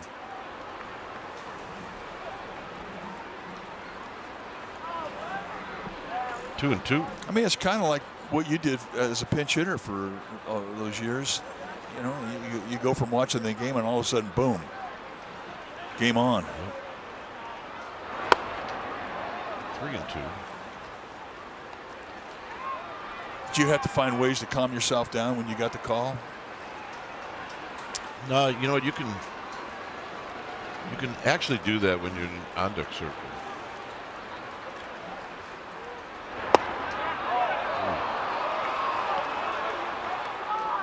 Very close.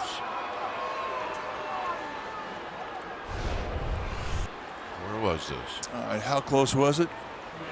Not close enough. That's right.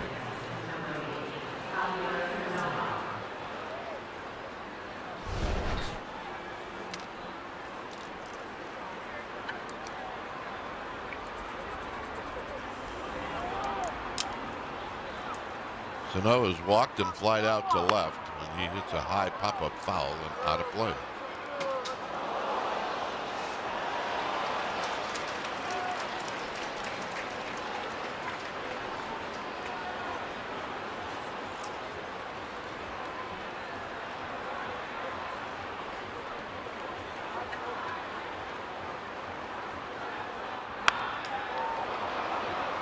Ramos has got a beat on this one again. And that'll do it. So, Marlins strand a pair, and for the Giants, the beef is coming up. 1-1 game. Both teams with a run. Both teams with 5 hits. The Marlins have stranded 7. The Giants have stranded 4. Chapman takes a strike. Another backup sweeper. 3 times he's gotten good results from it.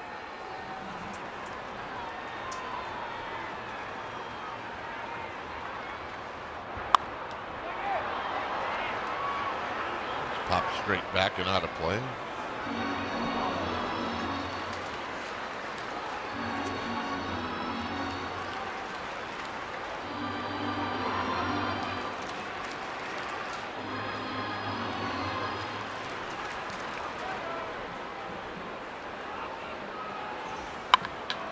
Shot on the ground, down the line, fair ball. Chapman is on the move. Ball rolls around, and picking it up is Stowers. Chapman's got a double. And that was a loud double. Yeah, it looked like he got one of those hangers that's just sort of laid out there above the knee, middle in. They had played him off the line, and he just launched it right past Sanoa, who never had a chance.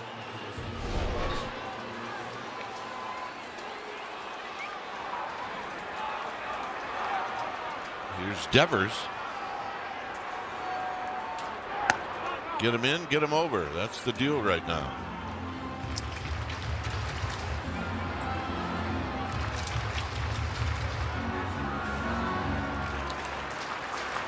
Trying to break this tie here in the 6th.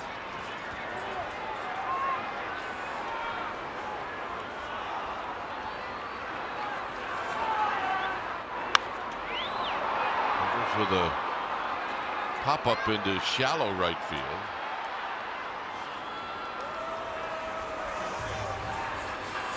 Well, enjoy Youth Baseball Day tomorrow at Oracle Park. First 11,000 kids aged 14 and under will receive youth flip-up sunglasses presented by Bank of America. Go to sfgiants.com/promotions. Yeah, it's a tough at bat for Devers. I mean, it's a non-productive out. I mean, at the very least, he had to get Chapman over to third with that out, and he couldn't do it.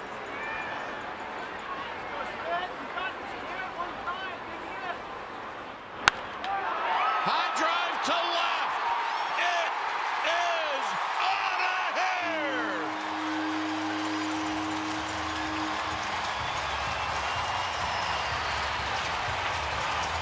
He finally got one. And he finally got it over the wall. Yeah, I don't know if he's going to smile. He's still ticked off about overrunning the bag in the 2nd inning, but this should make him feel a little better. And for the first time today, the Giants lead.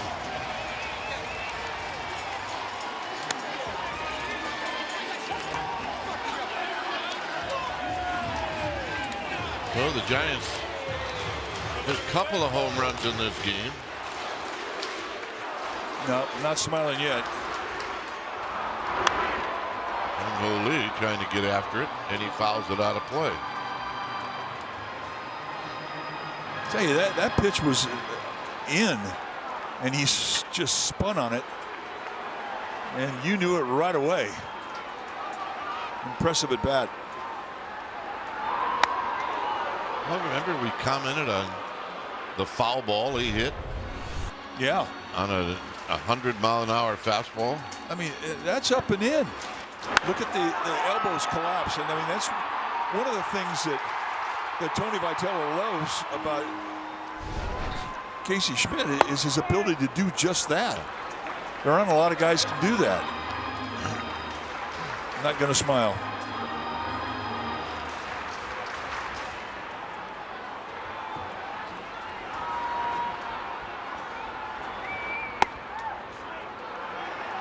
Jung Hoo Lee, by the way, has got 2 doubles in this game. Yeah, and he's in one of those runs right now where he knows he's going to hit the ball hard.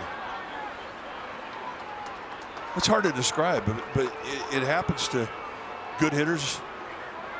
They get going, and they don't even, it doesn't even matter what bat they have. They know they're going to barrel it. And when you get in that mode, that's when the walks come. Because the guy out there on the mound, he sniffs it out. He knows. It's something you can feel as a pitcher. Let's take a look at that swing of the bat from Casey Schmidt.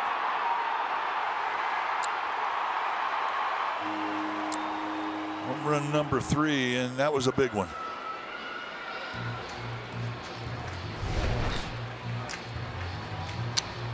We're going to get a new pitcher. Time for a change. Switch to Comcast Business for all-in connection and protection your small business can rely on. We'll be back. Or listen to NBC Sports Giants Talk podcast, and it's presented by Mancini's Sleep World. Anthony Bender's your new pitcher. The Giants have Lee at first. There you see the 12th appearance on the year for Anthony Bender. Northern California kid out of Petaluma. And a shot into the hole, a base hit.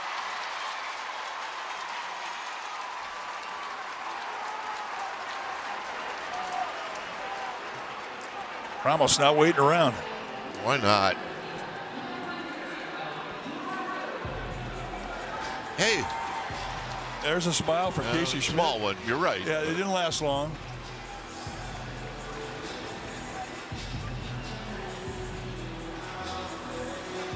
We need to be on this team, Mike. We'll get him to smile. One way or the other, we'll get Here's Gilbert. Gilbert goes the other way, but Stowers tracks it down. Nice at bat. He's had 3 good at bats today. What you used to call it, quiet practice? Get everybody together? When you're grinding as hard as these guys are grinding, I mean, it's a great time to go back to the hotel and have a choir practice. Are we singing? No. But we're sitting around and we're having a cold one and we're talking about the game. We're trying to figure out how to get back on track. It's just a gathering. We did it a lot. We did a lot. And a base hit. And here comes Lee. Lee's going to score. Ramos to third. And into second is Bailey.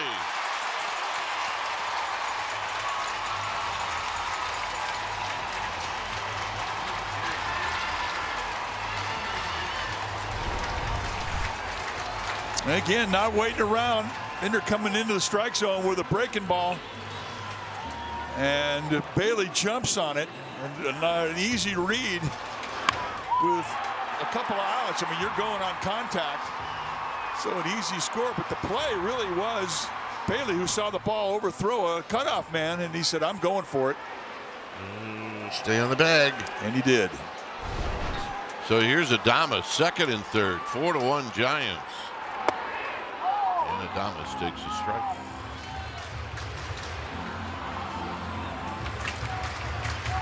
Adames needs a RBI bad.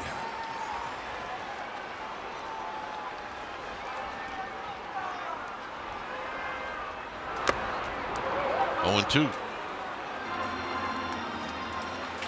There's a good shot of what we like to say is the best in baseball. Of course, we said that about Candlestick, and people thought we were nuts. Well, it was our. We probably were. It was ours.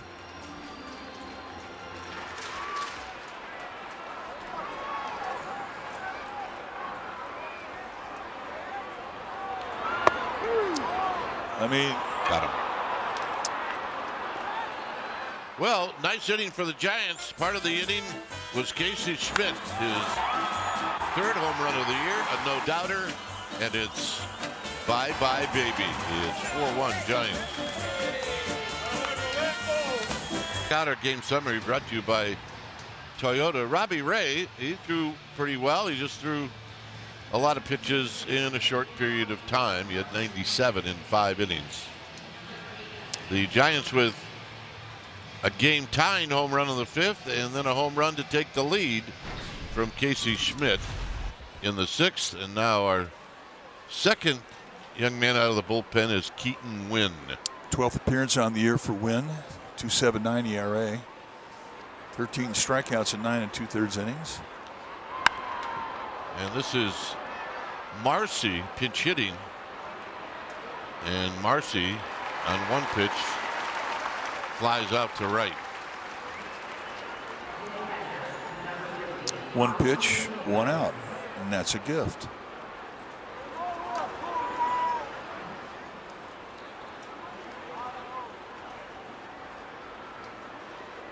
Agustin Ramirez is 2 for 3.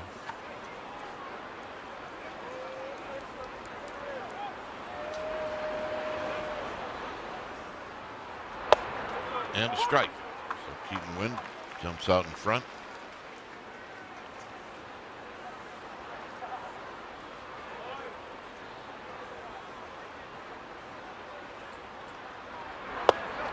I'm going to go back to, you and I are talking about wire practice when we were players. And the beauty of those days, and sometimes those teams we had weren't very good, but it was important for us to, to try to get to something, whether it's 500 or play well. But our attendance was always good. Yeah, it was full. And, we thought about what we could do to get better, and we always left the room with a plan.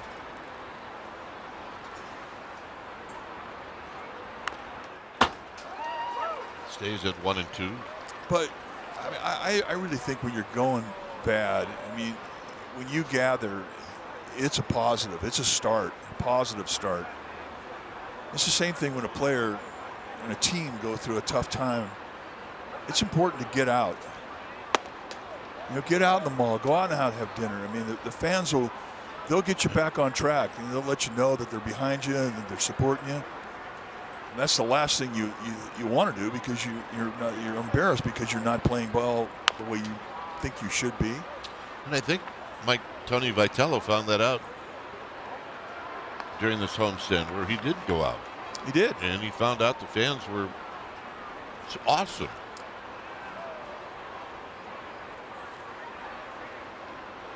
Now, the meat department at Safeway is a tough spot for me.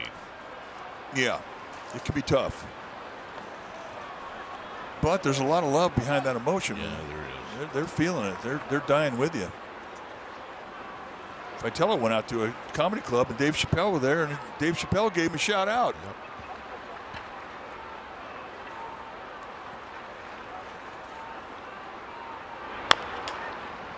Chopper to third. This will be a tough play for Schmidt. And he made it. Nice play, Casey Schmidt. Have a day. Casey Schmidt really had to come a long way for this, and he knew he was going to have to side saddle the throw off the right foot. And he shows everybody, hey, I've got a good arm too. And that is on the dot. Schmidt was the third baseman at San Diego State, but he was also the closer on the team. He pitched. Nice play. One more look. Bang. Sit down. Here's a strike to Otto Lopez.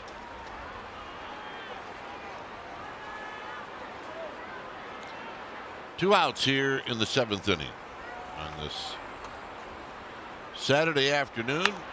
As this is hit to right. Jung Ho Lee got a jump, and Jung Ho Lee will put it away. And Keaton Wynn with a 1-2-3-7. 7th inning stretch time. Telecast is brought to you by Toyota, class-leading MPG and more hybrid models than any other brand. Toyota, let's go places. And by Provident Credit Union, make life easy. It's 4-1. Gigantes. The new pitcher is Tyler Phillips. So there's the numbers for Phillips. And those are about as good numbers as you can have. Well, 18 strikeouts in 15 innings. The only blemish is 9 walks in 15 innings.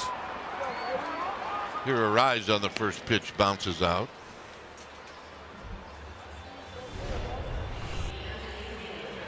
And let's take a look at how he gets ready. And wake up, wake up, take that.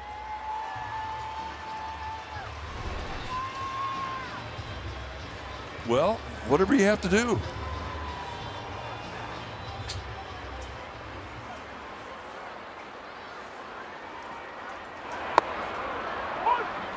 By the way, Marcy, who pinch hit, is now in center field. As Chapman takes the low.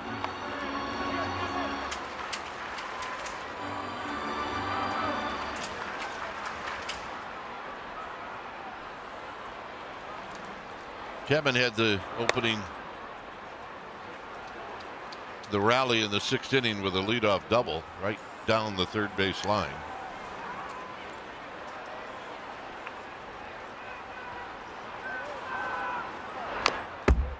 Shoots this one to the backstop. Foul. There's Marcy. Tyler Phillips, a pitcher. He's a big fella, 6'5", 230. Second year at the big league level.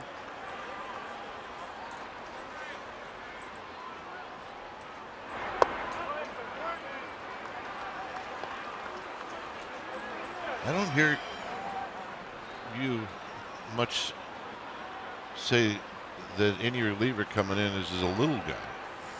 No, there's some big fellas, and he, like everybody else on this team, has a healthy fastball, averaging about 97 miles per hour with it.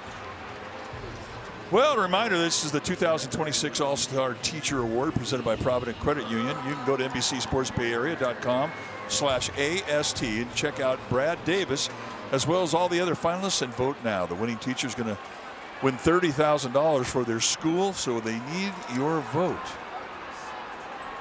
Devers takes the strike. 0 for 3 this afternoon for Rafi Devers.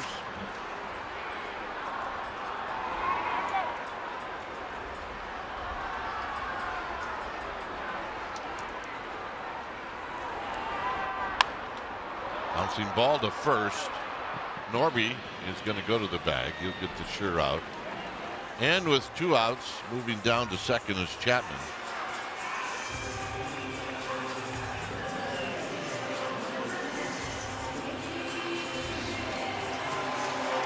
So here's Schmidt.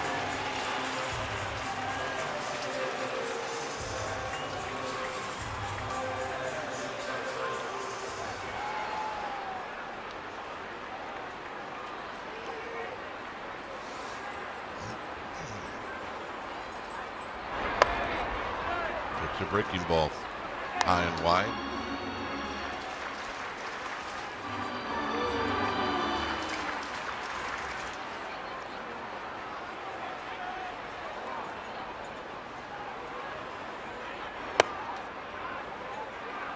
Close.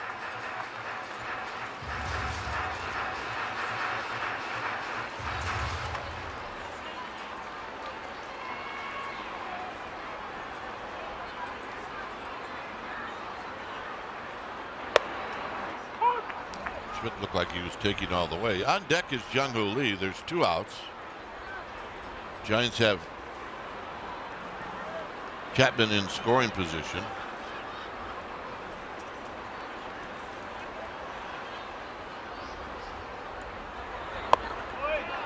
Three and one.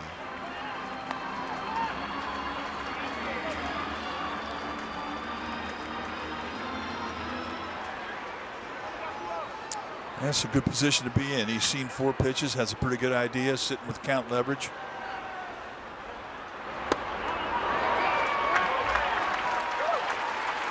Good at bat. Couple of walks. Well, this is the big swing of the bat of the day. Casey Schmidt gets up there and takes a fastball above the hands on the inside part of the plate and spanks it over the wall. Home run number 3. And that is the difference in this game. That made it a 3-1 game. The Giants would add another in the 6th, and we're at 4-1, but trying to put a few more runs on the board. And they got their hottest hitter in the batter's box. The pitch to Lee is a strike.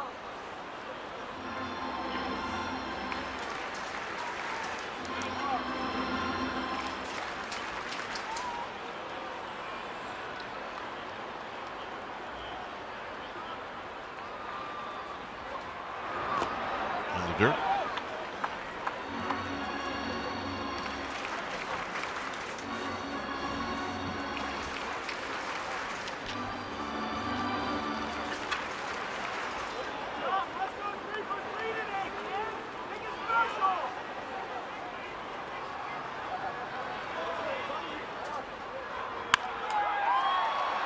Sharply on the ground to second, but right there is Edwards, and that's going to do it. No runs, a couple of walks.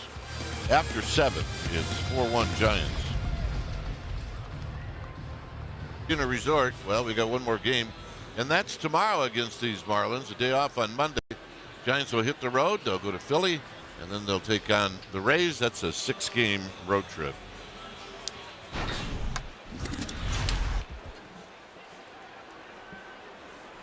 Eric Miller, the new pitcher now for the Giants. Appearance number 10 for Miller. I mean, you had a chance to play in Philly. I only went there as a visitor. And there are 100 good reasons why we loved going there, including the people and the broadcasters that work for the Phillies. It's just a great baseball town. And, you know, this is the only time in my career that I played in a city where it had only one baseball team. Yeah. So that was a unique experience. I mean, when I was with Chicago, the White Sox and the Cubs, of course, and then here with the A's and the Giants. But walking the streets, just so much fun. And they're just in tune. I mean, the neighborhood's there. And it's just a fun place to go.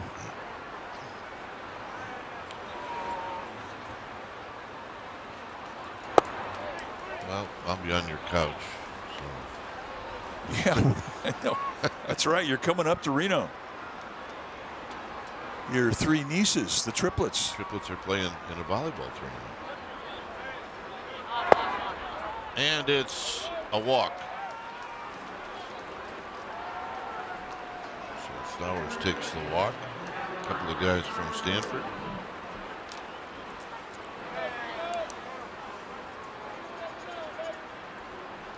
Here's Norby.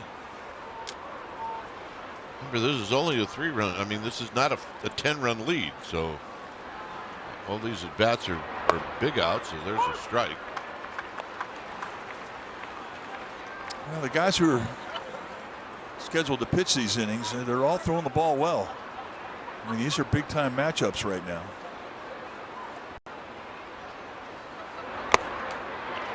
A good fastball with sink. When we first saw Eric Miller get to the big leagues, I mean, you were aware of his good stuff immediately.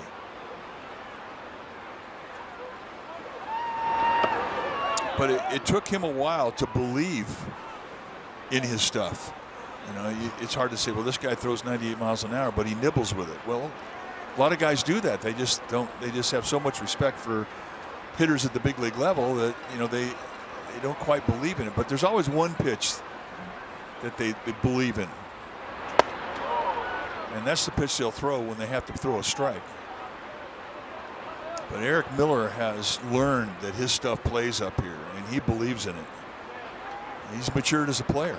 He's a different guy completely now than what he was when he first got to the big leagues.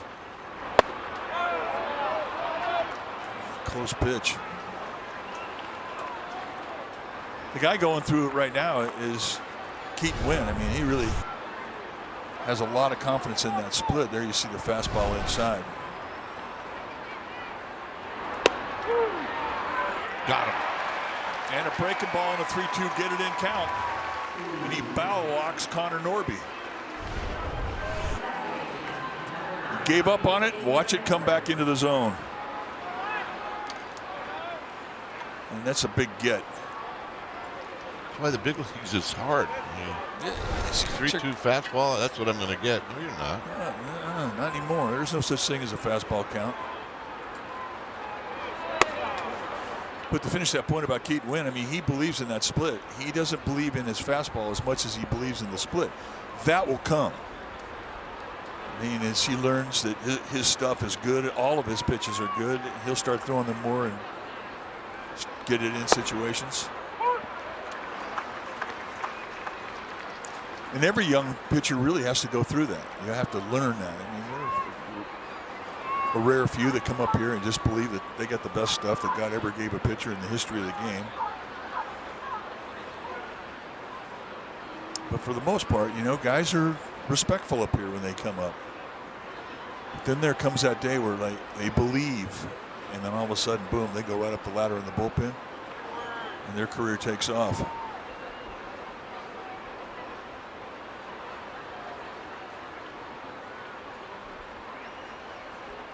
Here's the 1-1.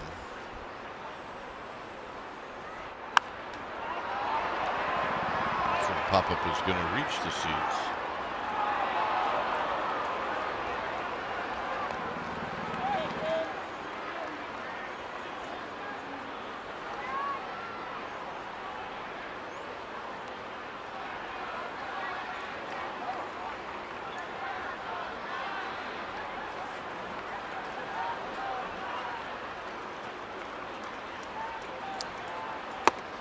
Very high, 2-2. Tell you one thing about this Marlins club. I mean, they're tough to strike out. They don't chase as aggressively as other teams the Giants have seen this year in 2 strike counts. Well, you got another 3-2 count coming up.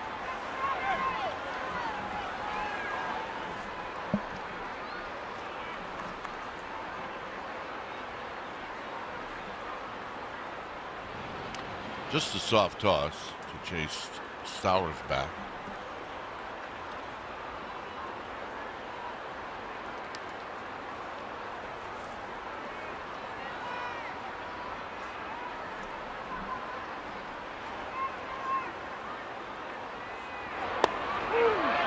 Got him. And this time he does it with the slider, and that's a pitch he didn't even have when he got to the big leagues. And here, to have the confidence in a 3-2 count, you could have challenged that baby. It was close. But hey, it's too close to take. That's a strike. That would have been a strike, huh? Here's Hernandez.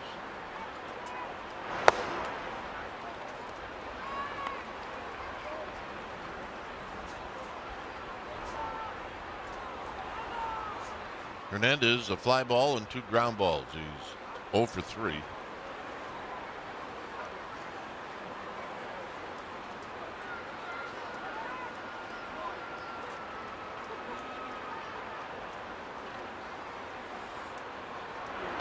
Swing and maybe a foul. 1 ball and 1 strike. It's Landon Roop tomorrow. Of course, he's with the Giants. Max Meyer, a right-hander, will go for the Marlins.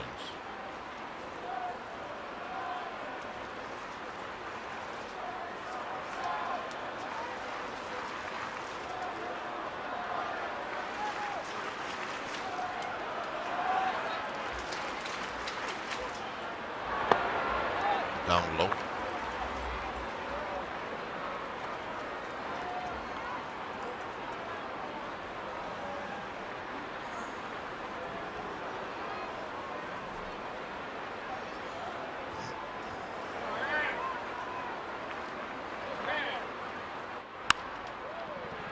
Schmidt, the short way. Side retired. Nice inning for Miller. Giants are coming up. Play the game presented by your California Ford dealers. 3 years ago today, Blake Sabol shocked us all by hitting a 2-run walk-off homer off of Ryan Helsley. Closer for the Cardinals, gave it up. The Giants were trailing by 1. They were down to their last strike, and whoop, there it is. Giants would win 5-4. And what a great memory that was. Right now, it is 4-1 Giants, and we're going to have a challenge on that first pitch from Tyler Phillips. Not even close. Pitches the ball. Miami has 1 challenge remaining. I bet you umpires are so happy. Yeah. I mean, they can't say anything. They can't show emotion, but they want to. I would. I would say something too. I mean, every challenge, somebody's thinking that you're wrong.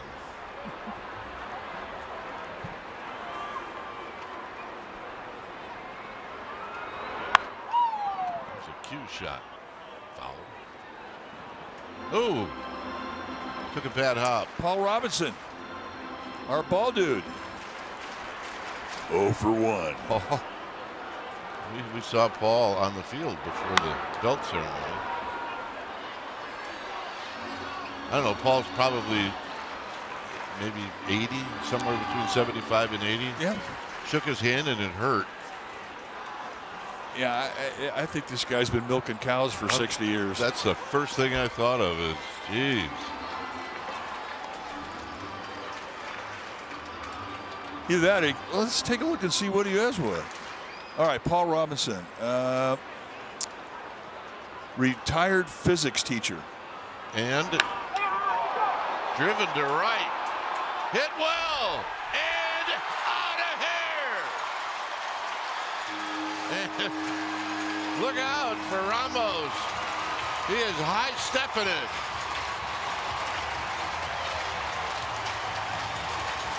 Well, and he's using right field. And that is one of his keys.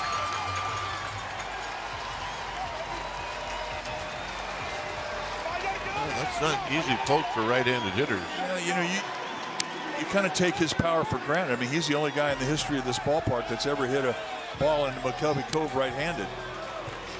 Tremendous hand strength, and he showed it there on that swing. He's now the most fun to watch run the bases after a home run. I agree. That just evolved this year.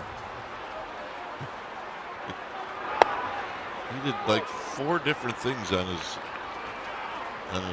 circle around the bases. Batter challenging the pitch. See, that's going to happen when you're hanging around Willie Adames. You're going to start doing that. Gilbert challenged this, and he was right. Pitches the ball. 2 challenges remaining. Gilbert's got a home run. He's got 2 line drive outs to the outfield.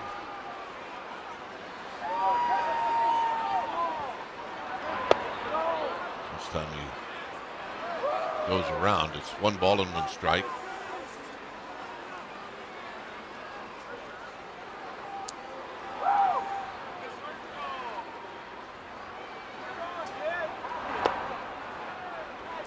Two and 1.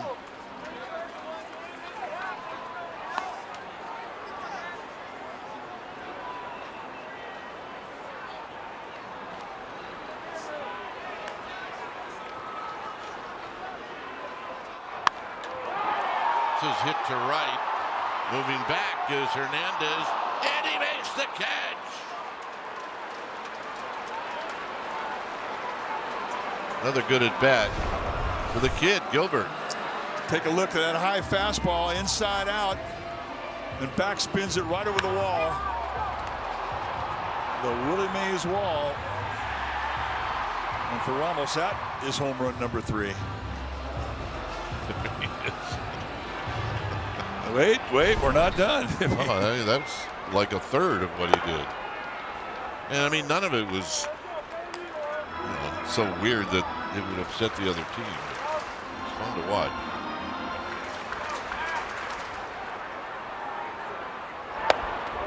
Well, he had an RBI single in the 6th.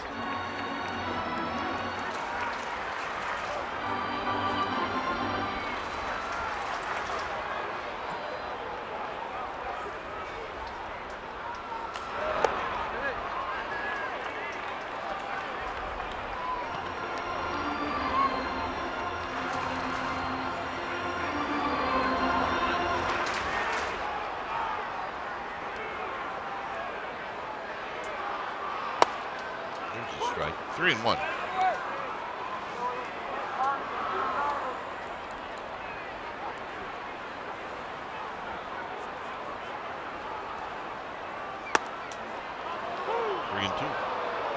Oh, Bailey's going to challenge. Why not? The batter challenging the pitch.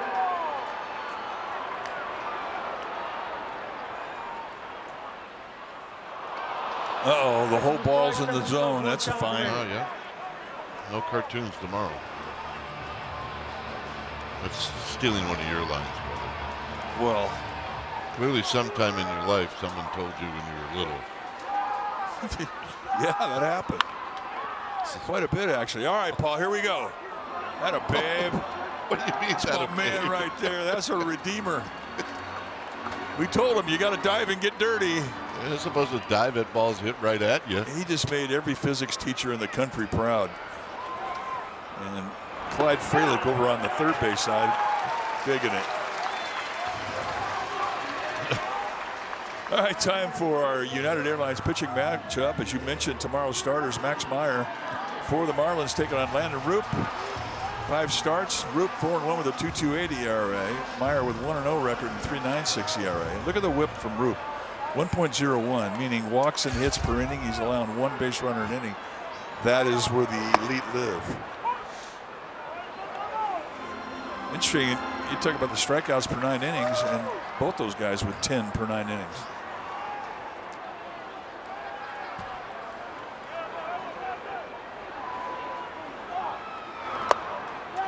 Thomas takes wide.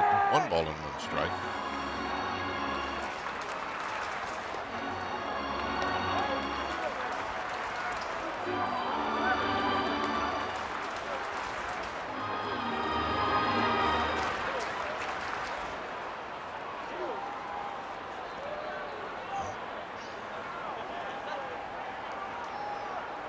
One and 1. 2 balls and a strike.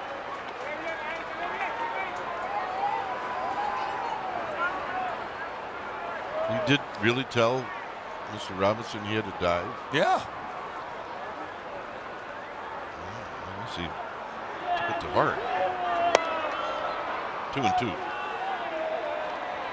I think our ball dude dive is one of the best we've ever seen.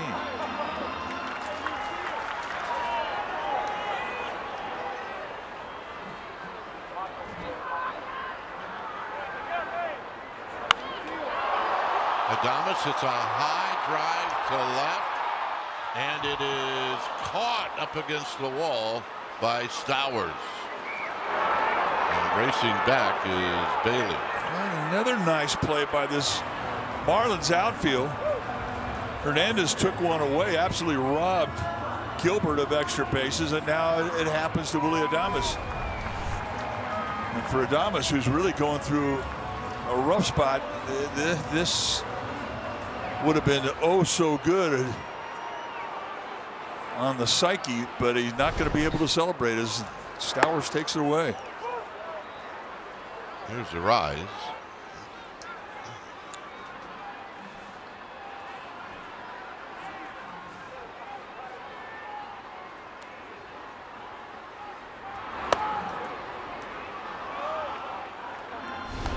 All right, let's take a look at Paul Robinson's dive. He held it long enough. It was just a heavy ball.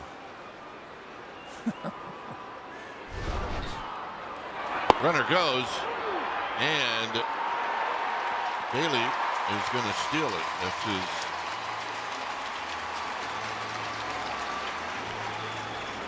That's his second for the year.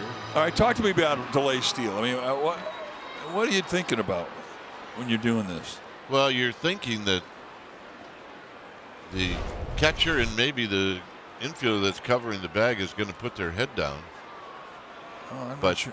That was actually covered pretty well. I don't think that was a delay, though. I mean, yeah, I don't think it was either. It's kind of a stutter step steal, but hey.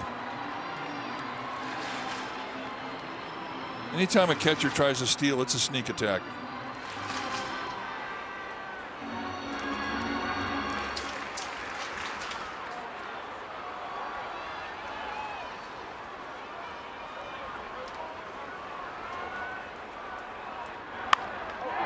Down the left field line, fair ball. Here comes Bailey. Arise has got a dig. Here's the throw. He made it. His second hit and an RBI.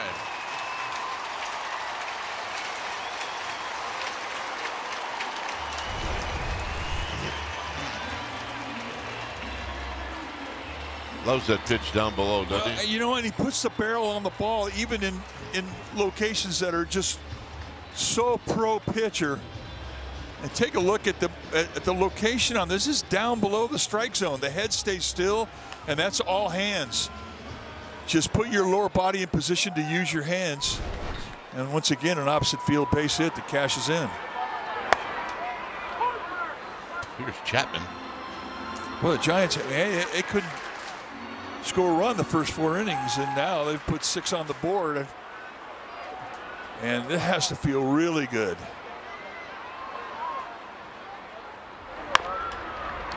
Chop towards the hole. Lopez will one-hop it, and that'll end the inning. Giants score twice, one on a home run by Elliot Ramos. And when Elliot Ramos hits them, it's bye-bye baby and fun around the bases.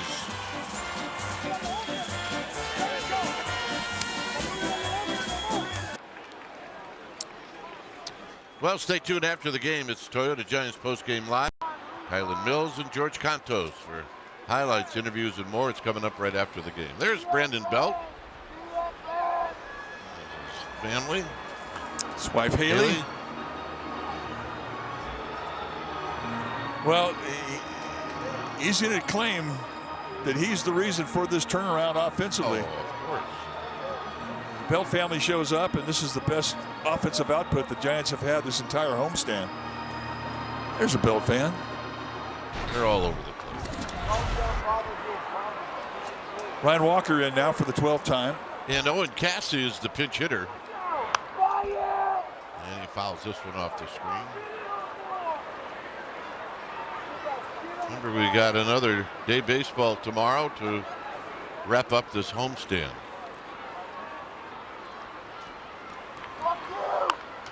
Tapped out in front of home plate, Bailey. Oh, and he throws it down the right field line. So Cassie is going to end up at second. That's very unusual for Patrick Bailey. Right to the back end of the runner. Well, he had to get out there in a hurry, and Casey can run well. And I don't know if that hit the shoulder of Casey.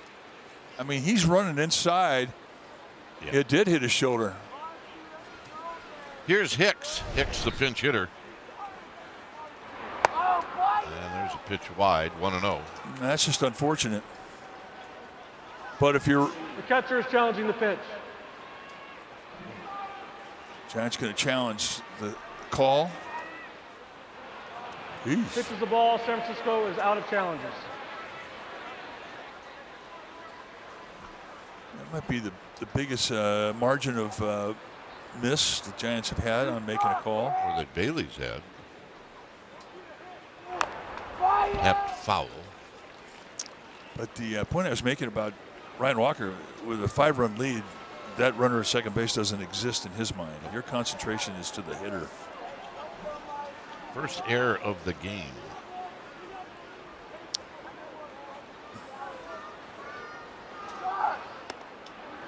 2-1.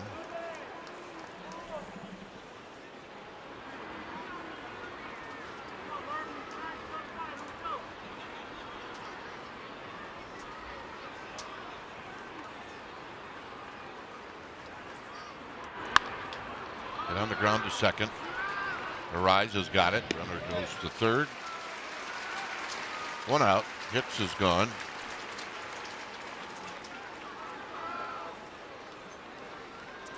And here's Marcy.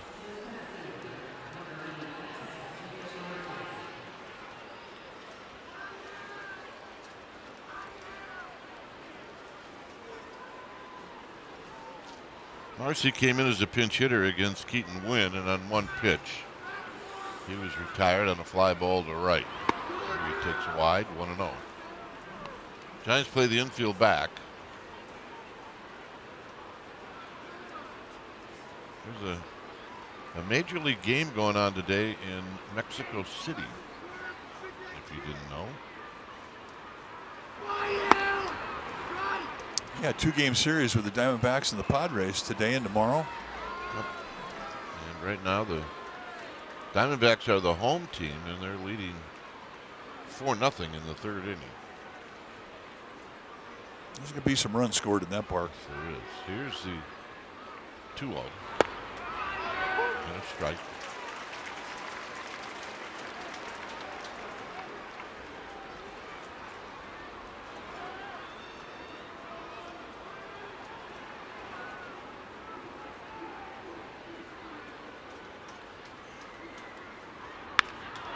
On the ground and past the diving Adames for a base hit as Cassie comes in to score, and Massey's got a hit and an RBI. Now here's the top of the order. Little 2-seamer on the outside corner. A nice job of going the other way for Marcy.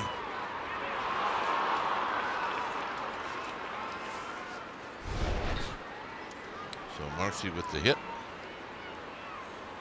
And here's Ramirez, who takes a strike. Yeah, that's a nice frame job right there. That's a pitch that could have been questioned, but the way that it was received and the way it was presented, they get the strike. Chopper, Walker, 1 first, double play, and that's the ball game. I didn't think they could turn it, but they did. And the Giants bounce back after losing last night, and a nice win for this squad here this afternoon on Brandon Belt Day. How about that? Well, with Brandon Belt, we're going to give him all the credit for this victory because this offense really turned around, and it turned around from the 5th inning on.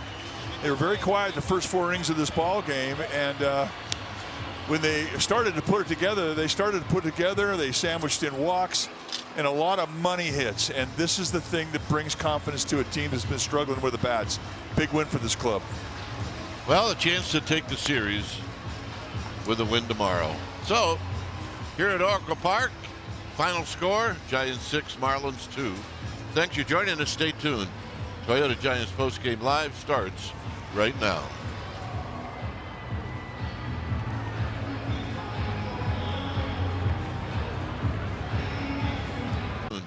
Toyota Giants postgame live starts right now.